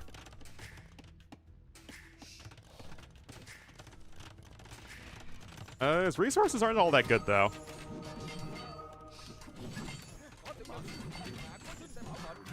Oh, the frickin' Vietnamese Jaguar Warrior.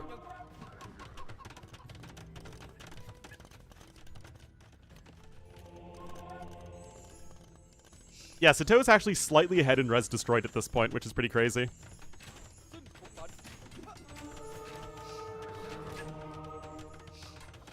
But yeah, Aztec games are usually kind of fun like this because what Aztecs do best is not the defensive skirm play meta, defensive skirms or CA. Oh yeah, I mean, it's 127 to 92 bills. That's very significant.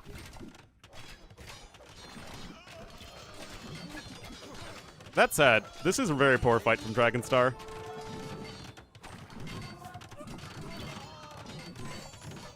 Like, a very... okay, maybe it's getting a little bit better here. I mean, that castle's obviously big. Would have went to see what? Oh, now we're switching to Cav Archers. It's all good. Jag Swallow? I don't get it.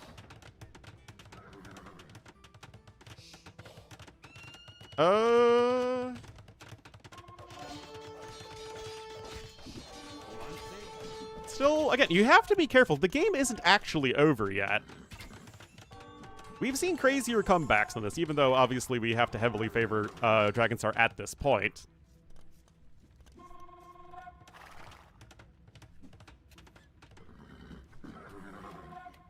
Yeah, now the res destroyed is getting very close again, and you have the better eco as Dragonstar. Of course, the thing you have to be really concerned about with Aztecs is that you've already blown through 2 of your golds. Your 3rd gold is going to be getting mined super heavily right now. You have 2 relics and have had them for a while, which is nice, but you have to be super careful. I mean, yeah, the woodlights are very safe, which is good. Yeah, Sitaux is clicking up.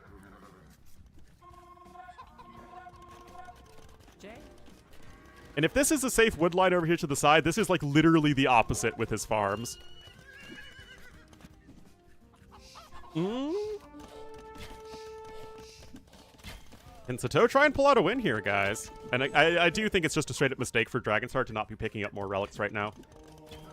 But I think both players were in I want to win the game mode, which is... it's very tempting in this sort of situation. Anyway, Imp is also on the way here for Cyan.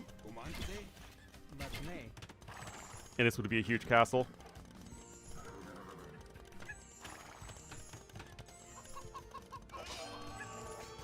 With a castle? Well, you could try and go for a castle here and play very passively, but I just don't think you want to be doing that as Aztecs if you can help it. Anyway, that's a lot of Jags. That is a lot of Jags. With skirm support behind.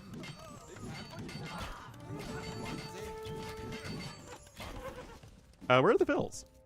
Okay, here's some... here we are. Now you're getting yourself set up on your opponent's side of the map. Now, there is a defensive castle coming in from Sitaux, and he does get free conscription and is faster up to Imperial Age.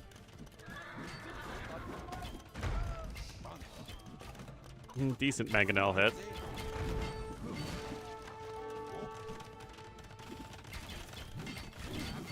Why aren't you building the castle? Okay, there it is.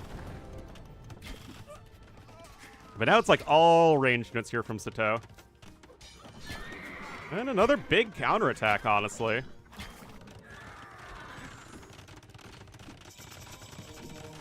That's a lot of exposed bills, though. Bracer coming in. I mean, Sitaux can't have much gold access at this point himself. In fact, this is his only gold access. Oh, that's big. What is Dragonstar spending his resources on? Or rather, he is not spending his resources. Dragonstar?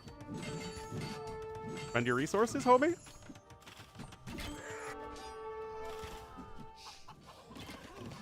Sitaux sure is. Jags are going to be getting more and more attack, though.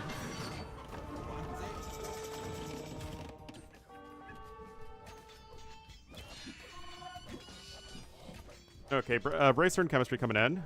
Wants to go to second him. Is that like second breakfast? Anyway, it's probably going to be the nail in the coffin for Sitaux simply because he has no more gold control. He can try and go over here to the north, and really should. And he actually even knows about that gold. These guys are obviously going to tear down all the buildings quickly. Capram coming in, I love that. Love that against Vietnamese. There's very little, I mean, there's literally one knight for melee damage at the moment, and that guy's about to die. Decent counterattack here from Sitaux, but now you also have a bunch of Jags running in.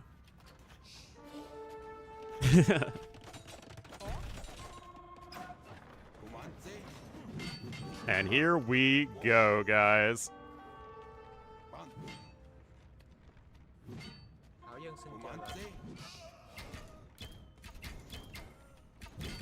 Still, you do have some CA here in the back. Got Atlatl coming in, plate mail armor, all that good stuff. Capram's coming out. Dragonstar should be able to find a way to win this one at this point. Display the bonus damage? Yes, it does. You can see there's +2 on that one right there, and you only have forging in.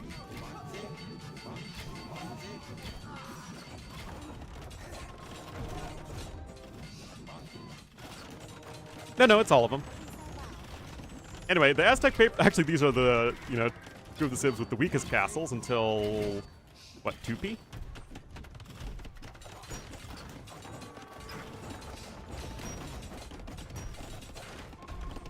I mean, the castle is going to go down. But it's really just skirm v skirm. TC being attempted here to the far north. You're back with... Oh, beautiful skirms here.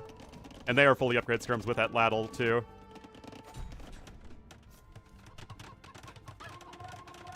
Still really wish Dragonstar was getting those relics, but... Again, like I said, I think he's just in win now mode. And Jags, it's always fun to see Jags. And there is the game. Look at this, guys. It's a game where both players' most trained unit was the skirmisher, and yet it was a fun and exciting game. Isn't that awesome?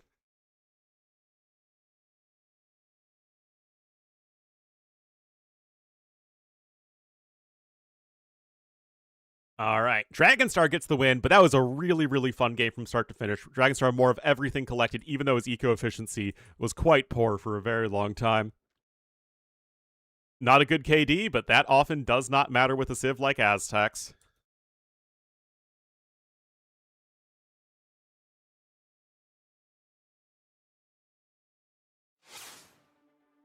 Good stuff.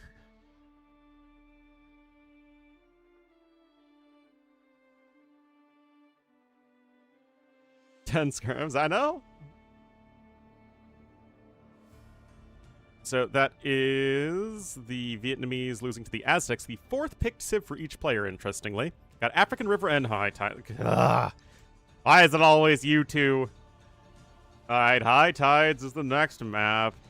We had our fun land map, guys. Now it's time to go back to the hybrid maps.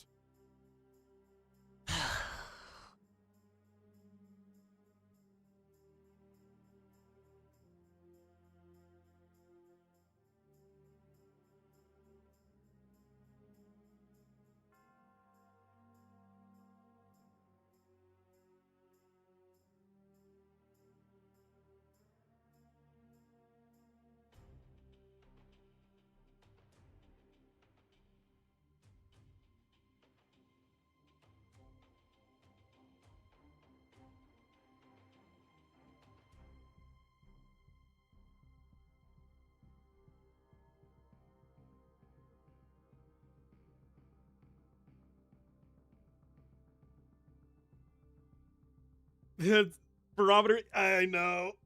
It's really annoying. We have had some good games on high tides, but also some very big duds.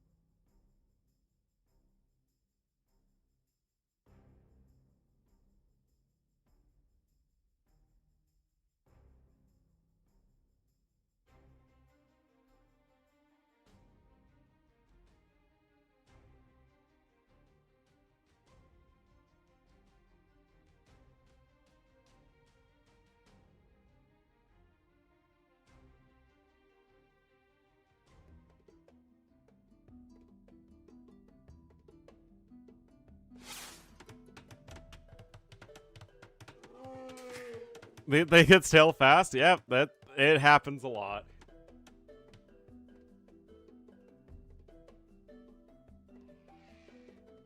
Speaking of which, fixed position hybrid map! Alright guys, Sitau's gonna be in the red as the Malians to the east here, and to the west in the cyan as the woo! It will be Dragonstar, so definitely two aggressive hybrid civs. And we will have to see what the plan is, because both can go aggressive on the water, or on the land, or both. There are certainly options. Options.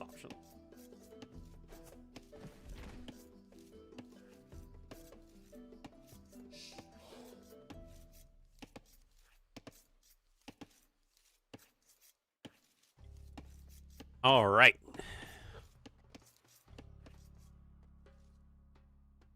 Still. Last game was great. Hopefully this one will be as well.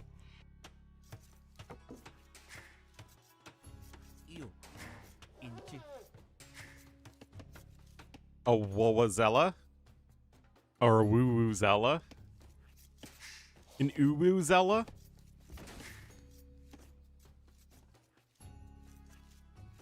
Wait.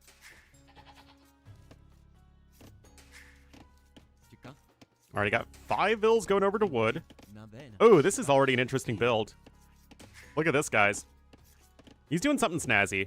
He only has 4 vills on food right now. Oh, I did not know.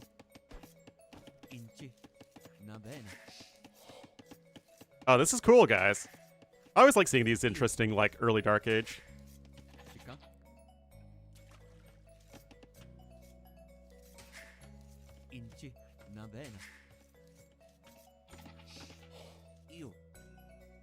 Uh-oh. Are you kidding me? And the goat's gonna go directly back.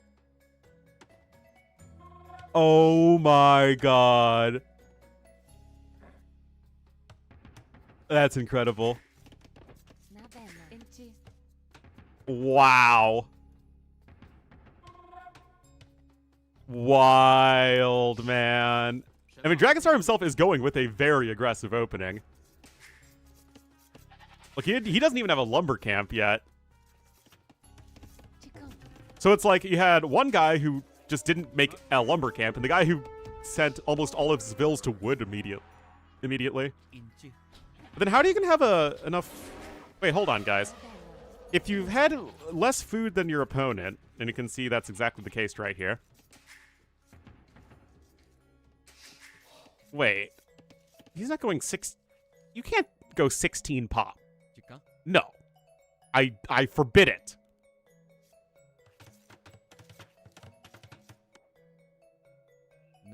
Okay, so it's a very fast barracks, and, okay, there's the militia coming out. Very interesting build from both players. What I like seeing here, and what T90's going to love seeing, is both of these guys have very clearly prepared. Like, these are not two guys who are just wandering into the tournament and just playing whatever generic build because they didn't practice the maps. That's, in AoE at least, That is, I think, the biggest fear of any tournament organizer is that your players, at least as far as the players go, is that the players are just not going to take it seriously. And are not going to practice or try very hard. 准备就绪，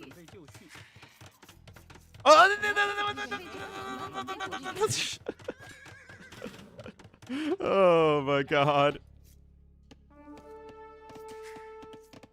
何主命令？准备就绪， 喂， Oh boy. 准备就绪， No loom, no problem.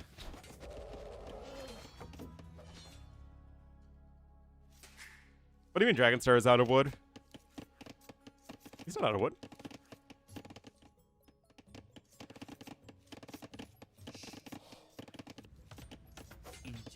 Well, Sitaux is defending right now, and the important thing here is that Sitau's adding in the fishing ships.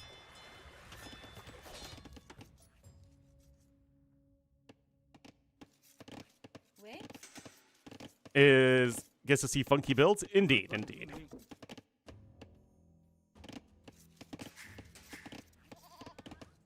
There is a genuine upside to them. I just think that the downside of games that end up getting very repetitive is not very exciting. 准备就绪。 Look at this, 4 vills coming out here to drop the dock.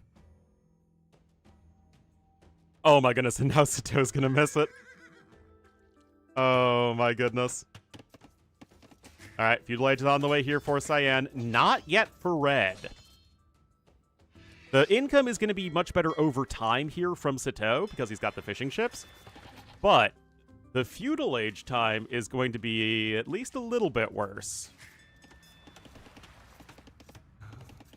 Like ships in the night, indeed. Also, that's a bit of a sad elephant lure. 麻烦呢？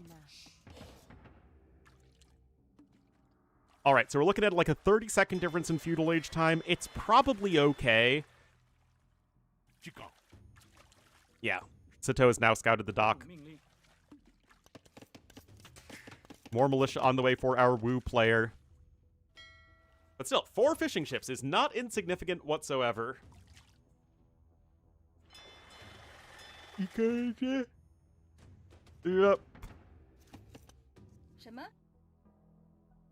What are you up to here, Dragonstar? Okay. 3 vills going to the south? Is he maybe going to be dropping a dock? Or no, it has to be a mill, right? Because you can't drop off the zebras and stuff at the dock. 准备就绪， Unless you're adding in fishing ships to the south.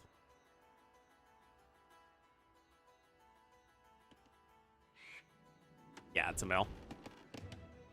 I think that makes most sense. Second dock incoming here for Sitaux. Obviously, really looking to secure water control.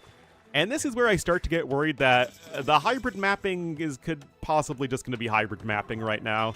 As the guy with 4 fishing ships and who is very likely to win water now is probably going to have a huge advantage. "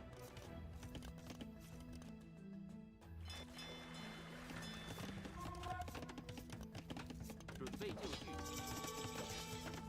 All right, militia showing up to the party. Men-at-Arms coming in here from Sitaux. He's actually only got 3 militia to his opponent's 6, but yeah, there's Men-at-Arms coming in for the other player. Sitaux. Indeed. Second dock, though, for Dragonstar. Now the fun begins with fire galleys. Oh, boy. My favorite part of the AoE 2 game. Now taking the hunt there to the south as well is Dragonstar. Not on the forge bushes whatsoever. How is it state? If only somebody made like a State of the Civs series. Oh, geez, look at this. Dragonstar, no fear to just pull a ton of units, but that obviously has a huge economic downside, but that house is very important. And you even have the faster building houses for the Wu. The games overall, I hope you like skirmishers and cav archers. Yeah, I think Dragonstar wins that. Oh, nope. There you go.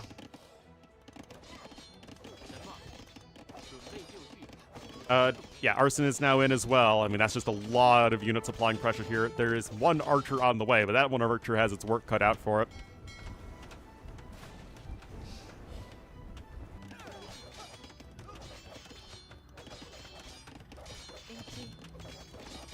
And that archer's come in closer and closer. And I mean, obviously, this is a huge investment for Dragonstar. The eco is just getting so far ahead for Sitaux right now.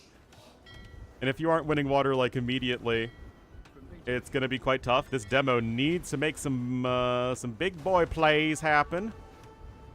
Or you could actually just win with the fire ships. Kind of a mediocre demo there. But honestly, guys, Dragonstar has taken better fights. Those men-at-arms aren't doing a whole lot. These men-at-arms are also not doing a whole lot. Unless the archers die. Yeah, there you go.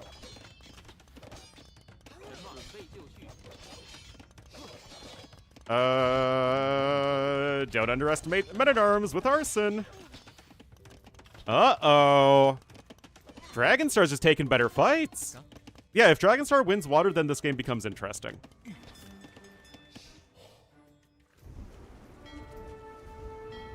But right now, Sitaux is just struggling to take a good fight.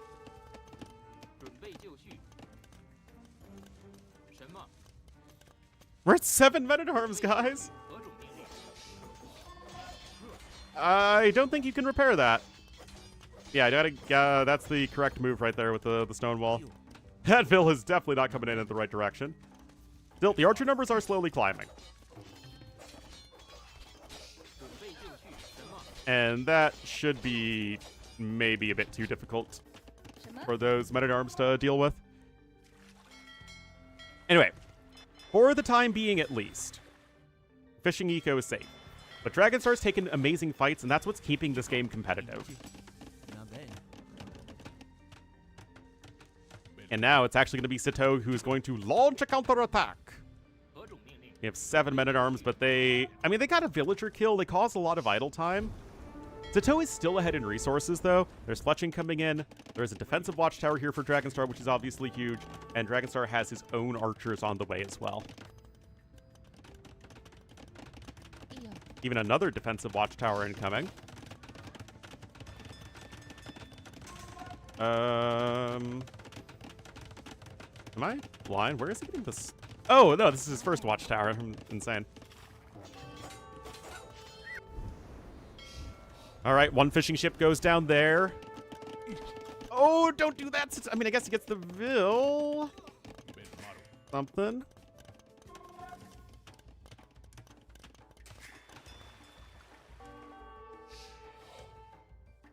Yeah, a little bit more damage here. And thank you, Temo, for the raid.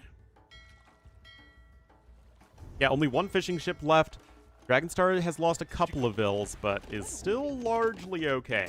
Also, interestingly, oh, actually, he's now making skirmishers. I was thinking, like, is he trying to not spend food so he can just go for the faster castle age? But nope.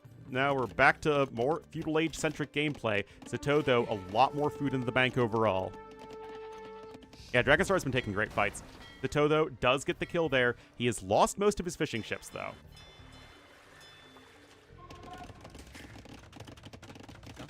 Still, the food income is going to be at least a...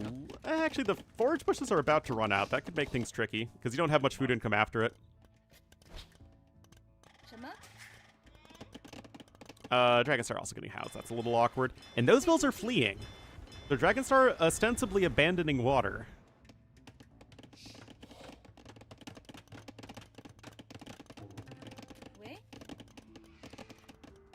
Go crossbow. I mean, you can see both players going crossbows, but the issue is that neither are very close to Castle Age. Dragonstar even further away at the moment, as his own food income is quite poor. But look at this, guys. Men-at-Arms still finding a way to get some value here. Of course, regenerating the HP is quite nice.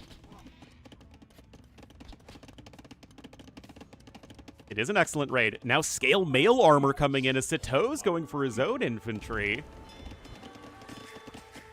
什么？何种命令？ Turns out all you need to do to make a hybrid map interesting is to have neither player just go for all-in water in early feudal age and then defensive skirmishers into castle age and cav archers. 准备就绪。 6 skirms queued up at one range. Oh, geez. That hurts. That is not ideal. 0 fishing ships for either player at this point. Sitaux still 2 Vils ahead thanks to less idle TC time. Both players have double bit axe. And look at this, guys. Big fight unfolding here, but you have the +1 defense as Sitaux, which means those men-at-arms are absorbing a lot of arrow fire.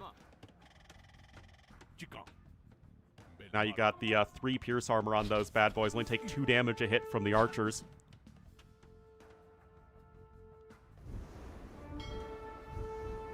And Sitaux looking to pull this one ahead maybe just a little bit more.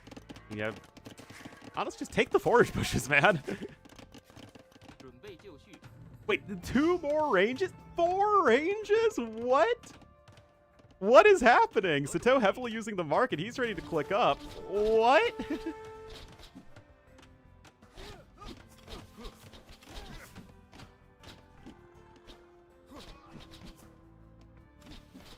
Okay, I mean, Sitaux camping the high ground right now. It's a kill. What the heck is this, guys? There's Castle Age. I mean, that's a huge army you need to defend, though. 6 fills on stone and some defensive towers would obviously be critical here for our red player. 什么？ A chance? Well, he has to get damage done now, because he's not getting Castle Age soon. Oh, that market is huge. I mean, it's 4x4. It's already a pretty big building, if you know what I mean, Cap. All right. 准备就绪， More archers are incoming, but their ability to do damage is going to be more and more limited here going forward.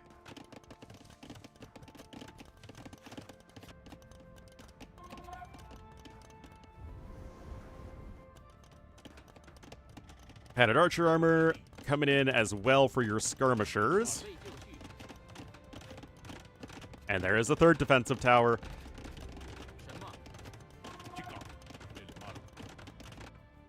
Yeah, he saw the 4 archery ranges, yeah. I would also be building a ton of defensive towers if I were him, and making skirmishers. Swords Cross, I mean, again, you're literally up against 4 ranges. If there's a time I'm not going to blame somebody for going skirmishers, it's when they see somebody making 4 range archers. You know, I think we have to be reasonable here. 准备就绪， Oh, now you're queuing up skirmish. Dragonstar is just going to stay forever in Feudal Age, but I just don't think that's going to be enough. Sitaux still 1,000 resources ahead. Those walls aren't really in yet. 何种命令？ And you have like all these archers right now that just aren't going to be able to do anything whatsoever. E-Skirm is on its way. Bodkin will likely be researched in a moment. And now you're also queuing up more fishing ships. 何种命令？什么？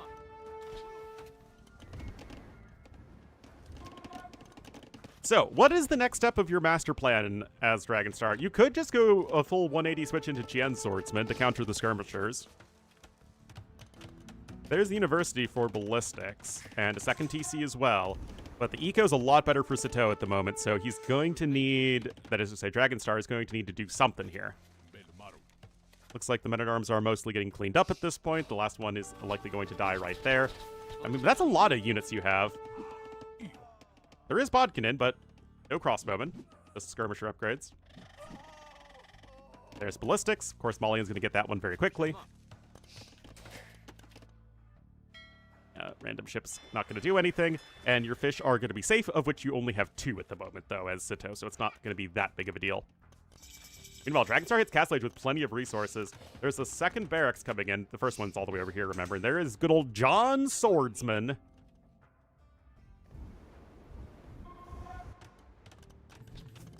No crossbowman upgrade, though. Crossbowman upgrade, though. 准备就绪， Paging John. Yes, John Swordsman. Alright, there's Scale Mail Armor too. There's the University as well. Dragonstar upgrading all of these units as best he can, but he's still 1,000 resources behind. 什么？ And let me tell you guys, Jian Swordsmen are a silly unit. 何种？ They are extremely silly. And it's going to be so annoying here for Sitaux to deal with. 准备就绪， Like, it's just so silly. For bracerless watchtowers, it is. 什么？ That is absolutely something that Trireme would do on purpose. It's like, you know, having gambesons for your men-at-arms as Jurchens, or having gambesons for your longswordsmen as Persians. 何种命令？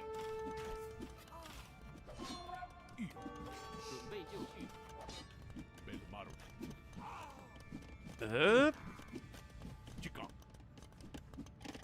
I know it affects Fire Lancers for Jurchens, but you know that even if it didn't affect Fire Lancers, it would still be included there.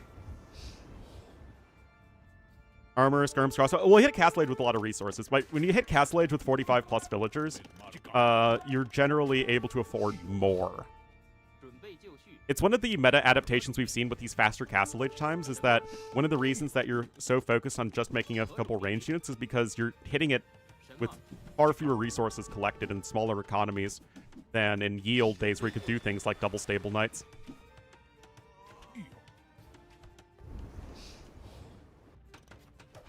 But yeah, usually, these days you click up the Castle Age on 30, 31 bills instead of like 40 to 45 bills. 准备就绪， Anyway, this is certainly annoying. And right now it is just skirms and one monk on the way. Sitaux on skirms. If the idea is that I have a bunch of range units, I would like to upgrade them. I don't think it's necessarily a bad thing.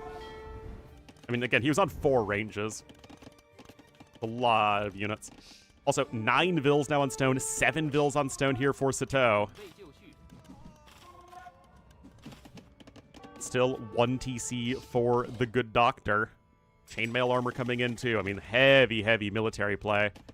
And Dragonstar still ahead in the KD, but he is falling further behind in resources. Now 1,500 resources behind as Sitaux adds in TC number 3.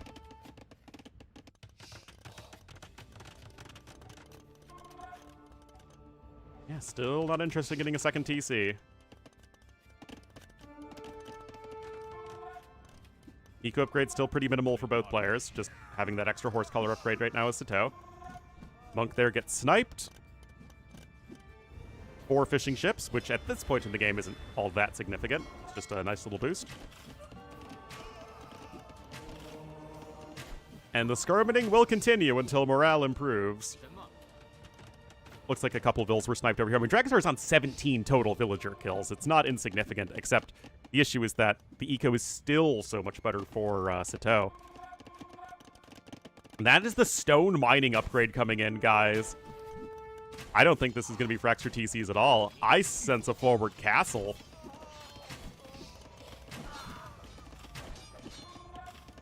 I mean, not wanting to play the late game as any of the 3K civs doesn't feel like a bad idea. Especially Wu, who have arguably the worst late game of them all. For fire archers? Yes, for fire archers. That's exactly what you want them for. Bosaw now coming in here for Sitaux. He is trying to make that eco transition. 神马 I mean, you're still... The only thing you have against Jian Swordsmen are a couple monks. 备就而 And although that can work against very low numbers of Jian Swordsmen, those numbers are still only going to be climbing over time. 1 water, Sitaux. Got 4 fishing ships. I mean, still good micro all around from both players. Dragonstar, yeah, here we are. 1 TC all in. It was Sitaux in the last game and Dragonstar this game.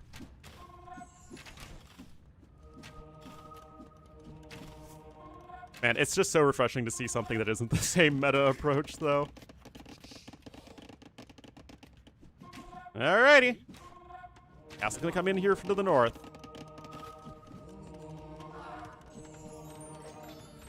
Now there is a mangonel. Castle started. We'll have 7 Jian swordsmen. But that mangonel could try and say no to the castle. Skirms here just being a bit annoying to the south.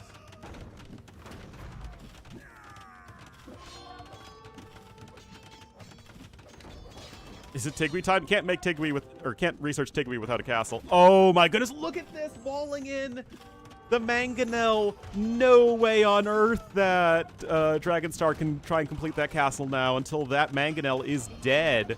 准备就绪， And I'm talking DED dead. Not DEAD, just DED. Oh, Dragonstar needs a mangonel yesterday. That said, the mangonel can't really move around, and you're still lacking more direct answers to the Qian swordsman.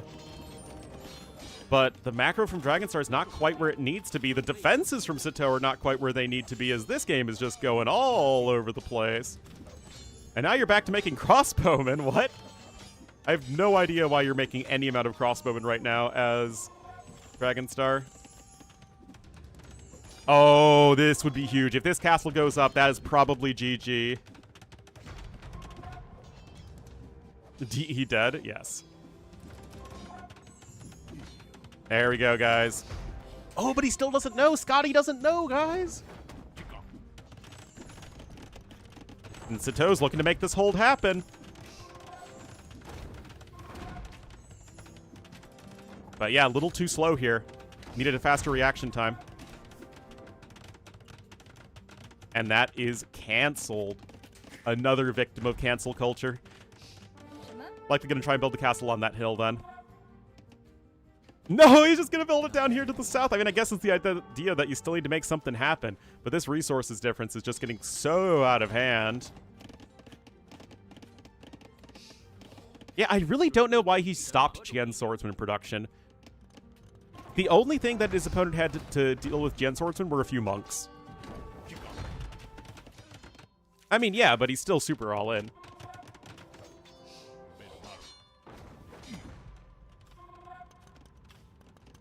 You can tell from the score that his eco is behind. He knows he doesn't have any water control. And he just invested a lot of resources into a castle that isn't happening.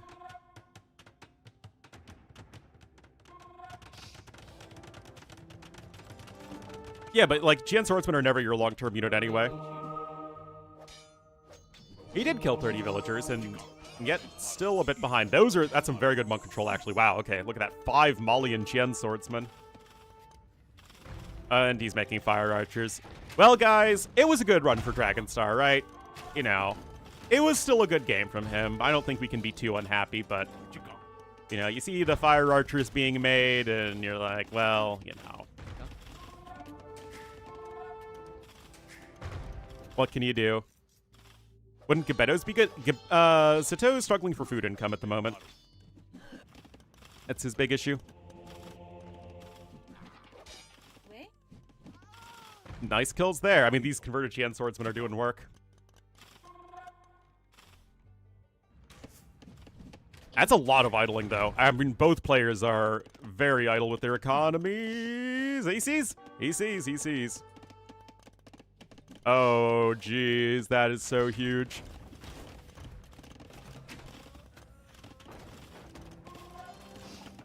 Another castle. I just don't think this is enough, guys. You're losing all the vills on the other side. You're still 3,000 resources behind.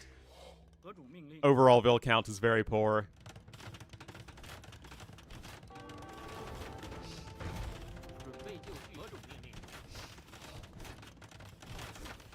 The most unit created skirmishers, as it should be.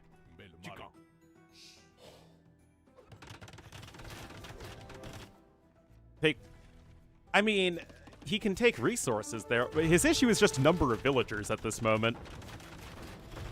Not really access to resources. Sitau's gotten a bunch of villager kills in a row. He's going to click up to Imperial Age soon.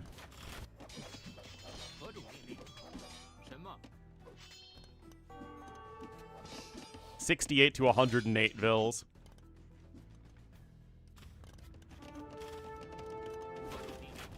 But don't worry, guys. The fire archers are gonna save the day. Don't you worry.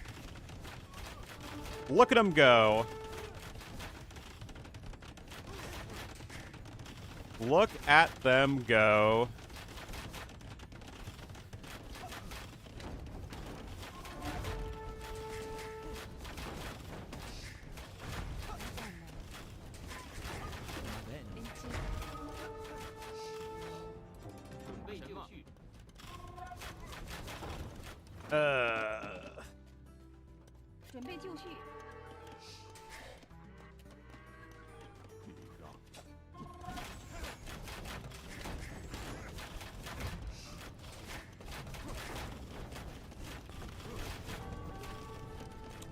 Well, I mean, sure, you're sniping a TC here and there. This is the TC that Imp is being researched in, by the way.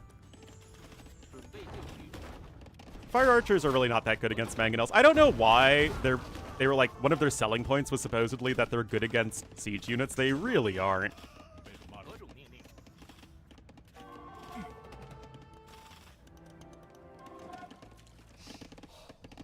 Anyway, got 6 Gebettos out. They're going to be pretty good against the Gen Swordsman. Good old Malian guard tower.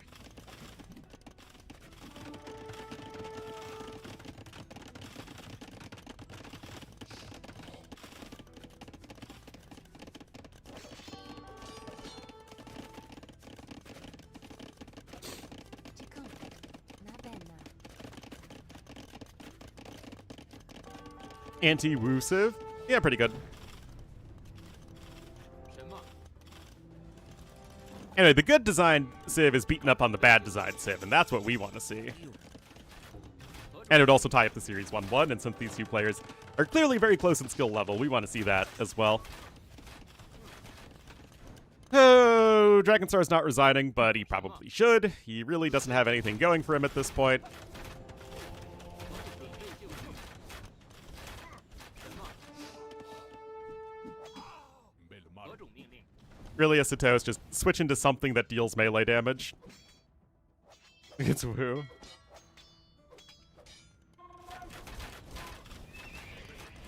Dr. Agonstar with an extra shift? Yeah, man.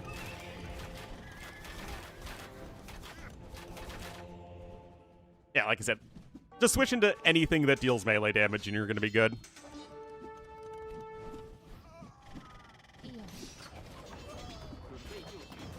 Gebetto's here serving as a decent stopgap.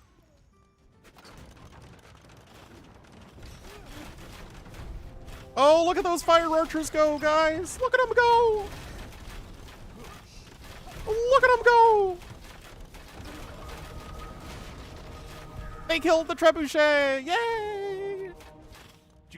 什么？何种命令？ They killed the unguarded trebuchet!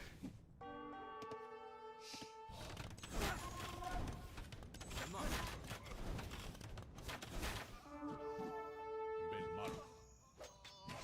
Fire archers roasted! 122 vills here for Sitaux. Cavalier coming in. Dragonstar still nowhere near Imperial Age. He's 11,000 resources behind. Well, they already do burn damage once you research their unique tech. It honestly helps them a lot versus buildings and ships.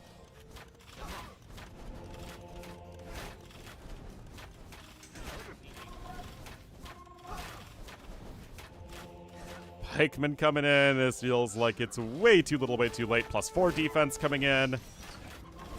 Dragonstar gonna keep up with the pressure with another castle drop. 准备就绪。何种命令？准备就绪。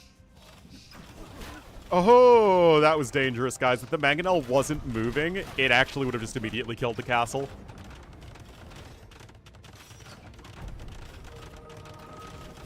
Oh, it's fire archer time, guys! Let's see how good these fire archers are against, you know, an undefended trebuchet again. Oh no, units that deal damage! No! The fire archer's one weakness!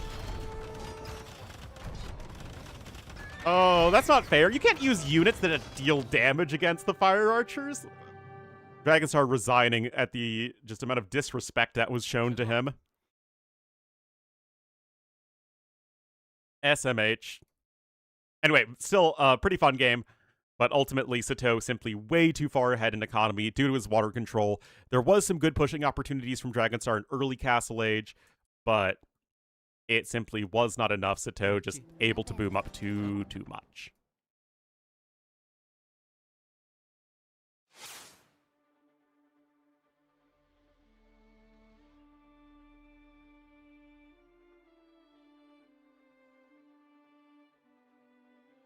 That was Sitau's home map. That was the second pick for each player, and so now we will probably have Incas versus Romans on African River. Almost won water. Alas, the You Have Won Water theme was played for another player.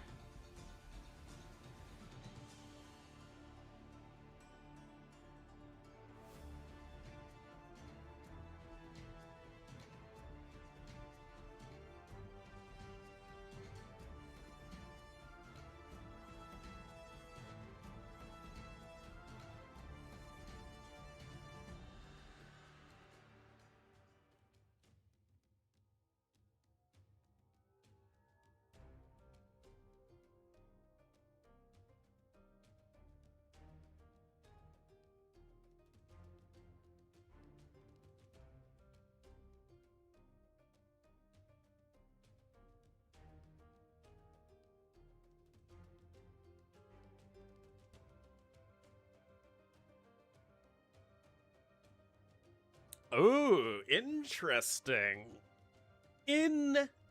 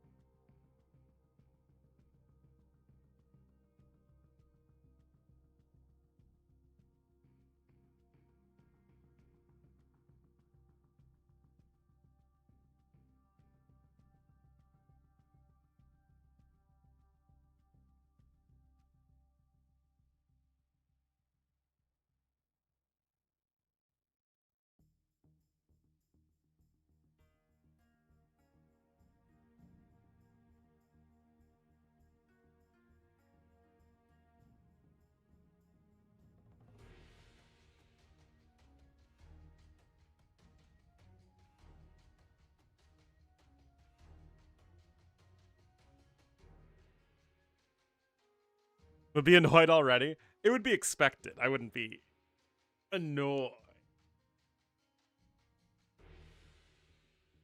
It's actually Romans and Wu, or Wei. Just for my favorite civs.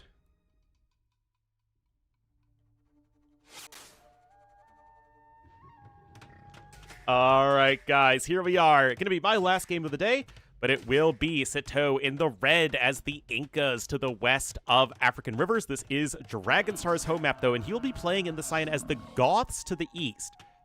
He could have gone Romans here, but opted for Goths instead. All right, last game for me, because I'm going to head off after this game.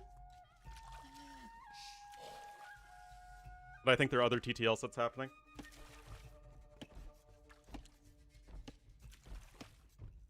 Could be wrong, though.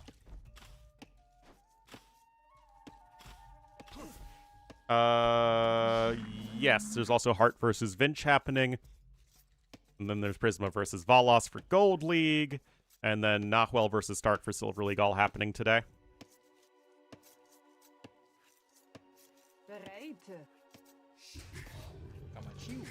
Kamachi War.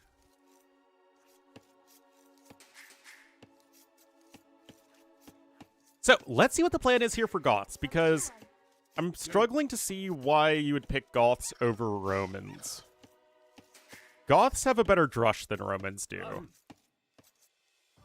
Other than that, I feel like Romans are just kind of better across the board.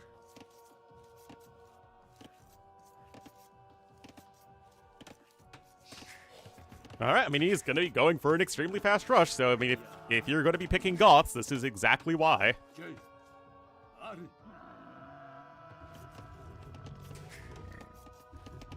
But, look at this, guys. Sitau's already prepared. He's got 4 vills. On the lumber camp already. Already walled in. Now, does Scotty know? Scotty doesn't know. Scotty never knows, man.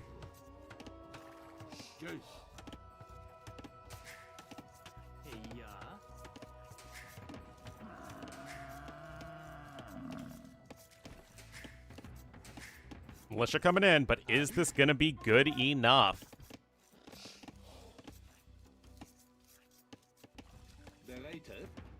I feel like this is really going to struggle to get damage done.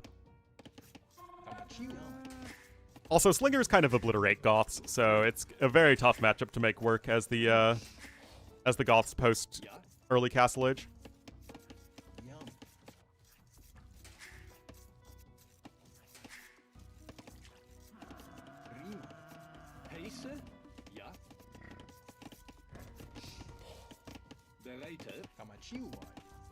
Doc coming in.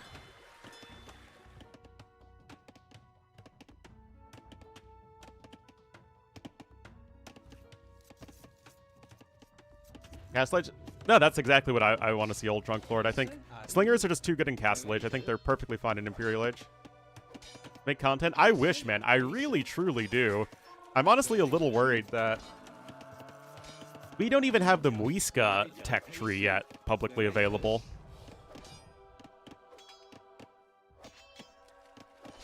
TLC, yeah.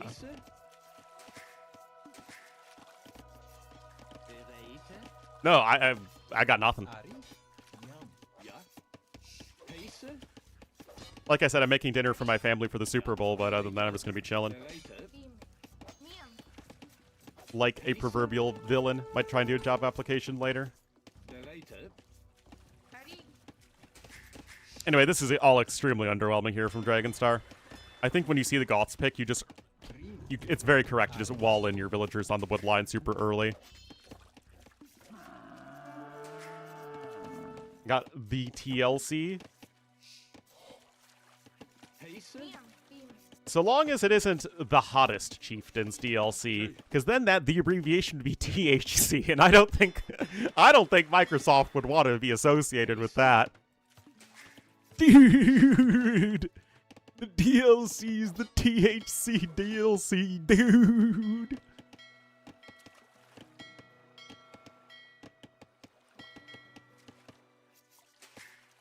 Alright, Feudal Age is coming in, and it is actually still faster here for Dragonstar, interestingly. But, just like the last game, he is going to be behind in the fishing ships. Barracks on the way here for Sitaux. The content creators? Nah. Herbal medicine can be researched at the mill.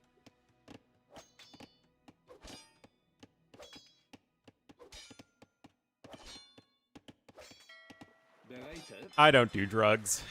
I had friends that were into that sort of thing, but I never was.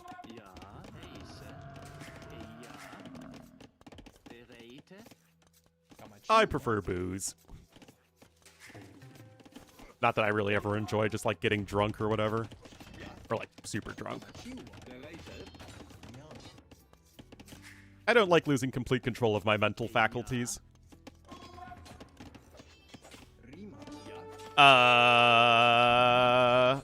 Boobs? I mean, I like those too. Yeah, I think it's a standard Archer follow-up for sure. Anyway, Dragonstar seems like super screwed. I'm not gonna lie, guys. Okay, got Vils coming forward here.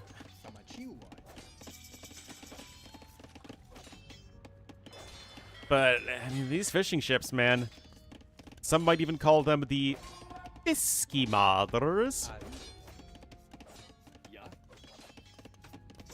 He's on 8 militia, though. That is not a messing around number of units. Alright. No men-at-arm upgrade yet. He only has 5 on food, remember. But, yeah, those vills are going to be able to escape no problem. How's the faculty? The faculty is doing just grand. Oh, wait a minute. You just sniped 2 of the fishing ships. Now, you will be denied of one of your woods at the moment.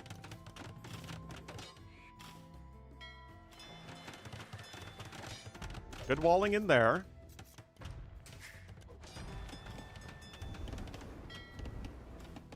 And he's going to come in with a forward dock. But yeah, I mean, this is not good for Sitaux's wood income at all.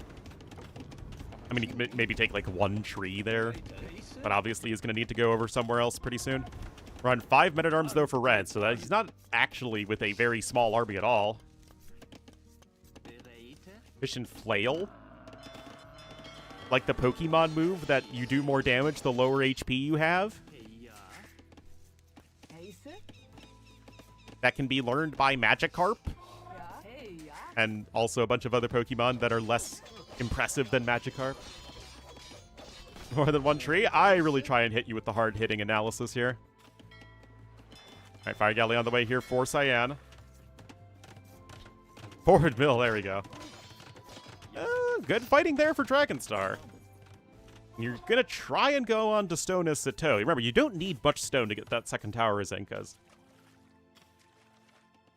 Oh, but on the other side, here we go. There are 2 men-at-arms at home, but obviously there is more than that here for Sitaux, and he is getting some nice kills. Less impressive than Magikarp. Feebas. For literally being Magikarp, but less famous than Magikarp.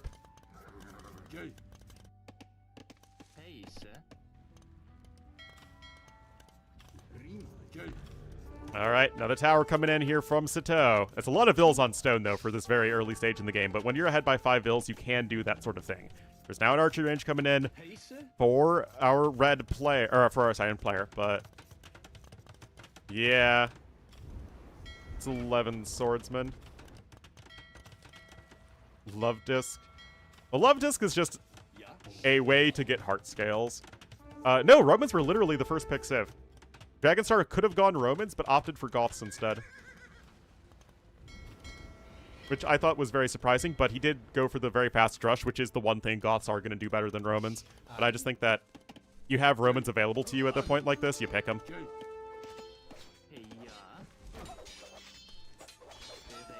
Gets another Vil kill there, does Sitaux. 10 kills to 4 deaths. Like, the KD started off like 8-1 or something like that, and then just has now gone 11-7 in the other way. You know, something in that ballpark. Still, 4 villagers killed per player, but it's just Sitaux is way far ahead thanks to his less idle TC time. Neither player has any eco upgrades, by the way, but 0 on food right now for Sitaux. That's not ideal. Better choice? I would think so. But obviously Dragonstar disagrees. At the bottom for Sitaux? What do you mean? I mean, now he's going to try and drop the mill over here, but nothing previous to this.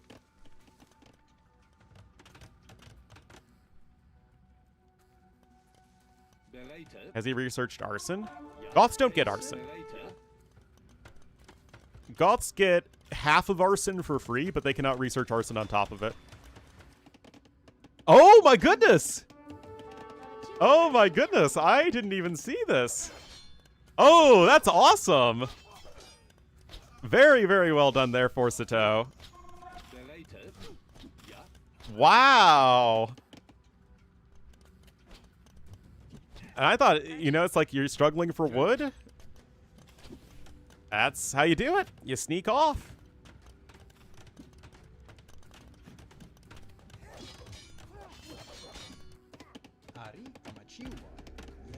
Yeah, no way Dragonstar is going to spot this. I mean, maybe he's thinking he has his opponent's gathering wood somewhere, but the chances of him actually being able to see where exactly it is. Resign? Ah. But alas.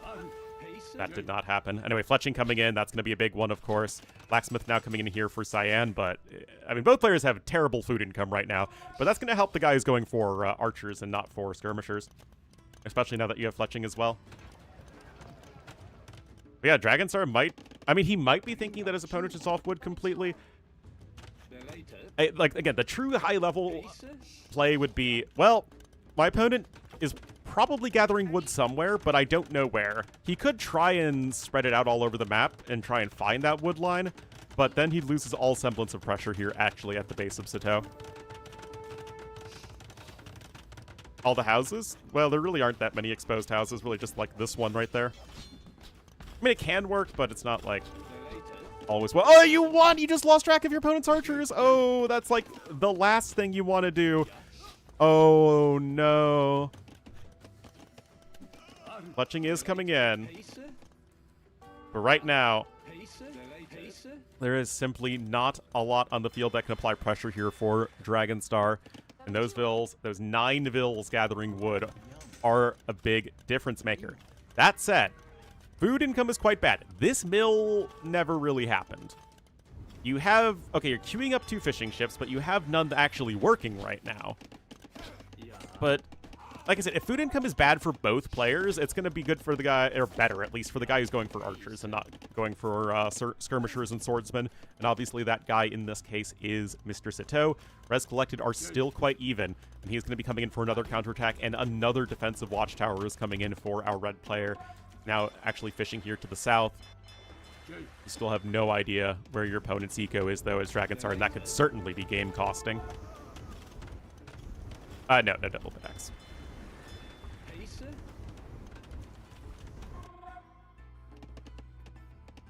Selling some stone, buying some food. I mean, Sitaux might want Castle Age, but won't be able to get it for a little while. Looks like he was able to take down one of the fire galleys. Skirm's still here hanging out.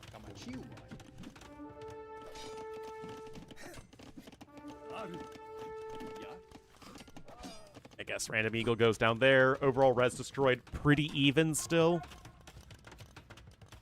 Incas, hey man. You just get housed half as often, not housed at all. Now, here's the dealio. You don't have a market as Dragonstar, but he does have a lot of gold banked up. And look at this. He is just throwing all the bills on that market. Got a couple of eagles coming in. At the very least, they don't cost much food. And if you secure the forage bushes here, then that would be huge as well.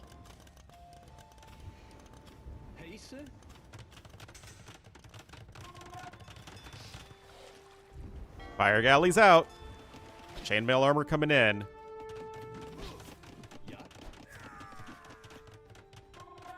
I don't know about all this, guys. I think your opponent has too many towers here if you're Dragonstar. Sitaux is just going to keep on pulling ahead in resources. Those fishing ships are getting threatened. And you're just not really able to take good fights. Look at this. Sitau's getting close to clicking up to Castle Age, and Dragonstar had that opportunity, but he keeps on making more food units. Like this, 1,300 food more collected almost, and yet it doesn't really matter. Because there's no world in which this army can do anything. Yeah, he bought food for the armor upgrades and then more swordsmen and skirmishers. So, I mean, he's spending a ton of food in the first place, and remember, his food income is very poor. And there's Castle Age coming in, guys. Tower techs do Incas get? Incas get everything except architecture for their towers. And you get a 15% discount on the stone cost of them, which is very helpful. Anyway, perfect setup here to this fight. Eagles on the skirms, archers on the men-at-arms. Obviously, that's just kind of what you want.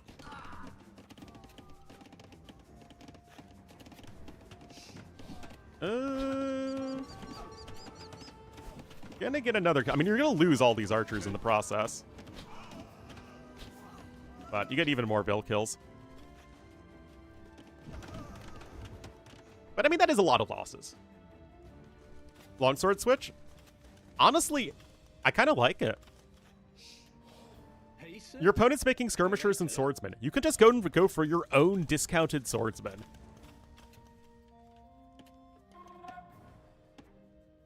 There are way worse things you could do here, but I don't think you're beating the Castle Age player with a Feudal Age army.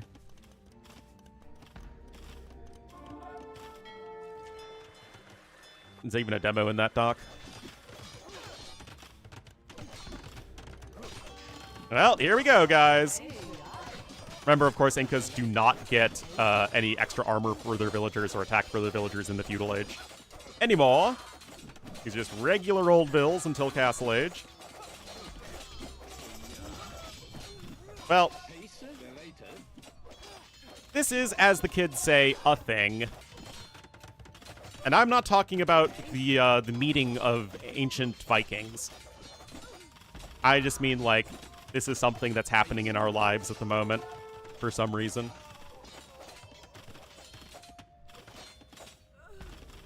That tower, not bothered at all.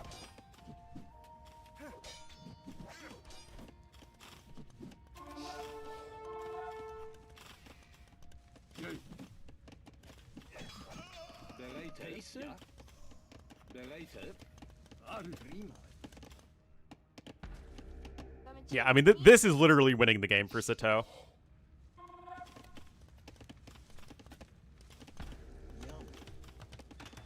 He chose Goths? That wasn't the reason he lost the game. This is the reason he lost the game. And it simply came down to Dragonstar needing to either not let this happen in the first place, ideally. Okay, he's going to see this right here with his fishing ship. And he might then be tipped off to where his opponent is. But he has to be thinking, my opponent is gathering wood somewhere. I don't know where, but somewhere.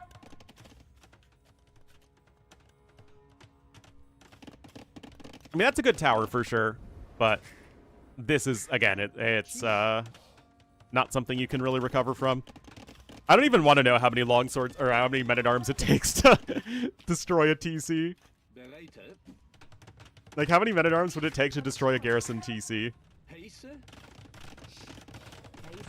Anyway, more towers coming in. Gold going to be secured over there as this one runs low. 22 villagers killed to 8. And that TC, obviously. Pretty darn huge, and that must be so deflating to see this here as Dragonstar. Against Incas. Well, he's trying to disrupt the wood income, but now you even just have the wood income here anyway. Those villas are forced back, and you are very rapidly running out of options here as Dragonstar. Which army doesn't have to.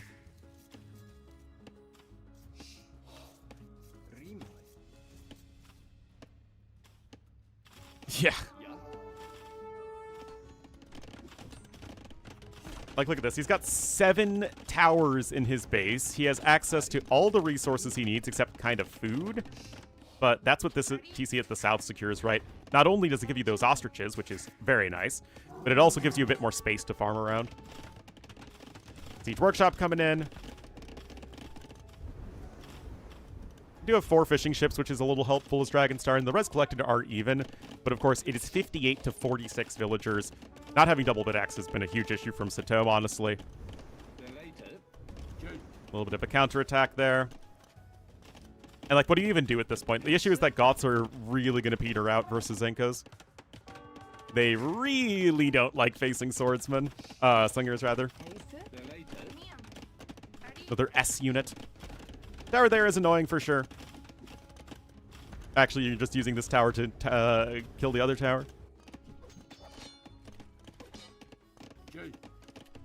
Mangonel's out. It's going to help clear out all this Bologna.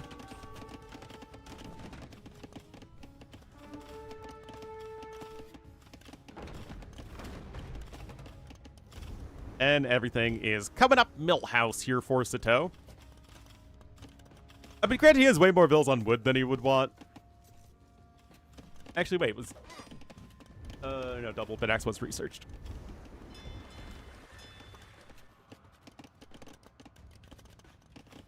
But, like, what do you do right now as Dragonstar? It looks like he might be trying to go for a castle drop.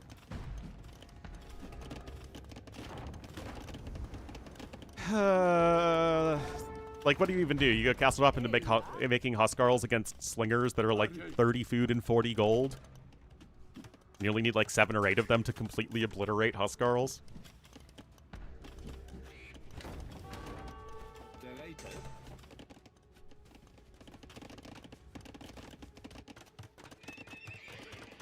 Oh, double stable.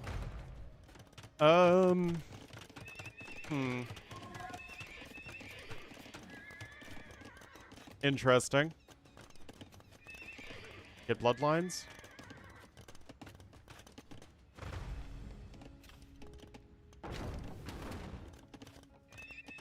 Nope, not even. Just, again, being a little bit annoying over here. Well, I think you need both. Third TC coming in, going to secure even more resources right now as Sitaux. And Sitau's back up to the res collected again. He's 22 vills ahead.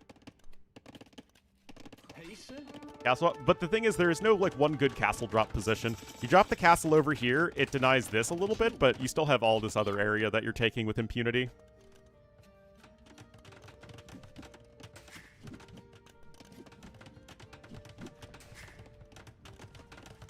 But yeah, now you're going to have the better eco upgrades. You have 17 vills on food.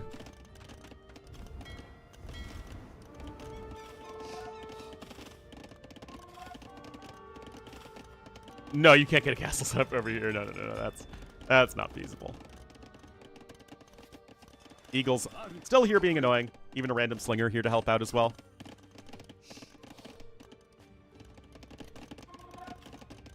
I don't think you can build a castle here. I just don't think you can ever get that one established. Sniping mangonels would be nice, though.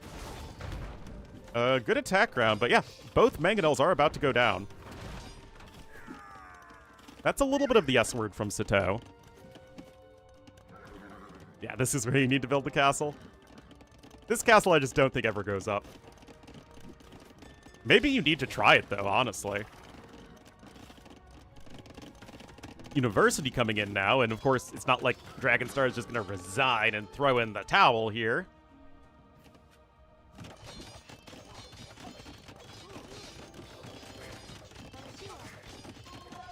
Well, yeah.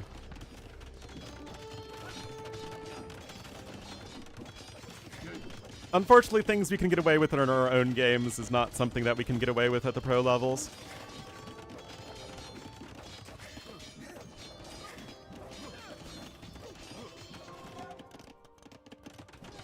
Dragonstar trying to add in more fishing ships. Castle here to the south. Kamyuks are also extremely good versus Goths, for the record.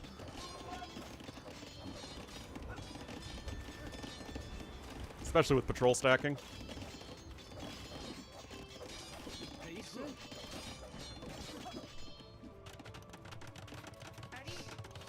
Knights might try a little bit of raiding here, but their ability to do damage seems extremely limited at this point. Now remember, a lot of the resource lead for Sitaux is in wood. Some of it is in gold and stone for sure, and that's not insignificant, but a lot of it is in wood. Oh, I mean, he's known about the south for a while. Oh, and now the Yuckers! The Yuckers. The Goofy Brigade. What are you gonna do when the Goofies come for you? Anyway, TC over there to the west, and it's just... Sitaux is so spread out right now. You only need a couple monks and, like, 2 slingers to defend against those Huskarls. Not really going to be all that scary. You can also secure that gold as well.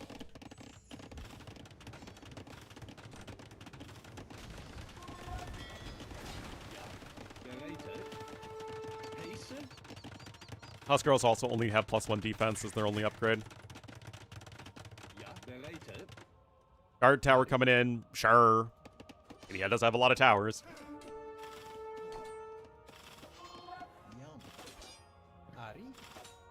Yeah, that's not gonna work out for you.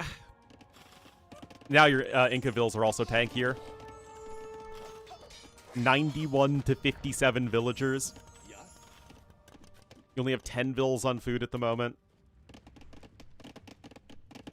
Oh, the Kulahus. But they're not like archers. They're very explicitly not. Slingers are like hand cannoneers. A unit that is able to kill Huskarls, even if they themselves die quickly to Huskarls. That range advantage is often enough. And it depends on the numbers in the fight.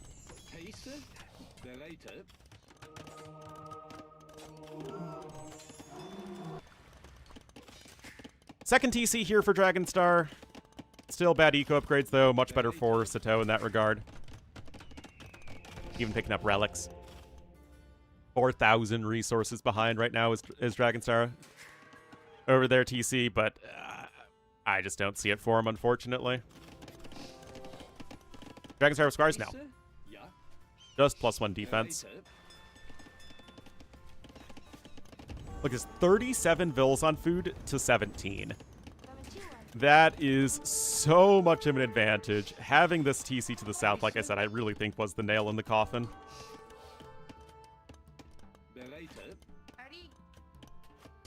I mean, already having the lumber camp here was a disaster for Dragonstar, but yeah, the TC that was safely established here to secure all these resources was the real killer.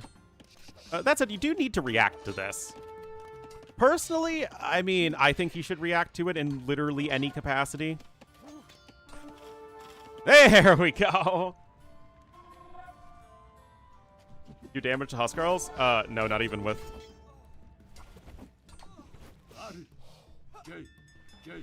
only deal 1 damage.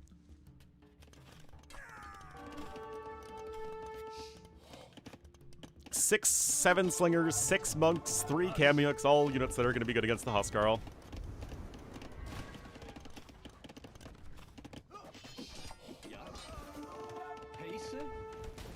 $27 army to 11. You're just not able to make any good units at the moment as Dragonstar, and that food collected value is really rough for him. I guess he's actually ahead, but he's spent so much more. And I think that's GG. Indeed it is. And there we go, guys. 45 swordsmen made. And it's not like Sitaux actually made all that many units, but he secured the resources, and that is what he needed. Really fun series, though, but Sitaux is going to take the 2-1. After dropping game number 1 on Valley, was able to get that eco lead on both of the hybrid maps, and that really did fuel his victory in both games.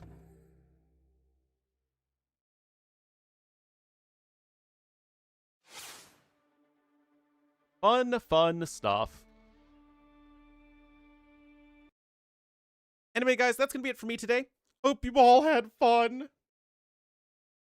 I'll probably be back tomorrow. See you guys then. Bye-bye.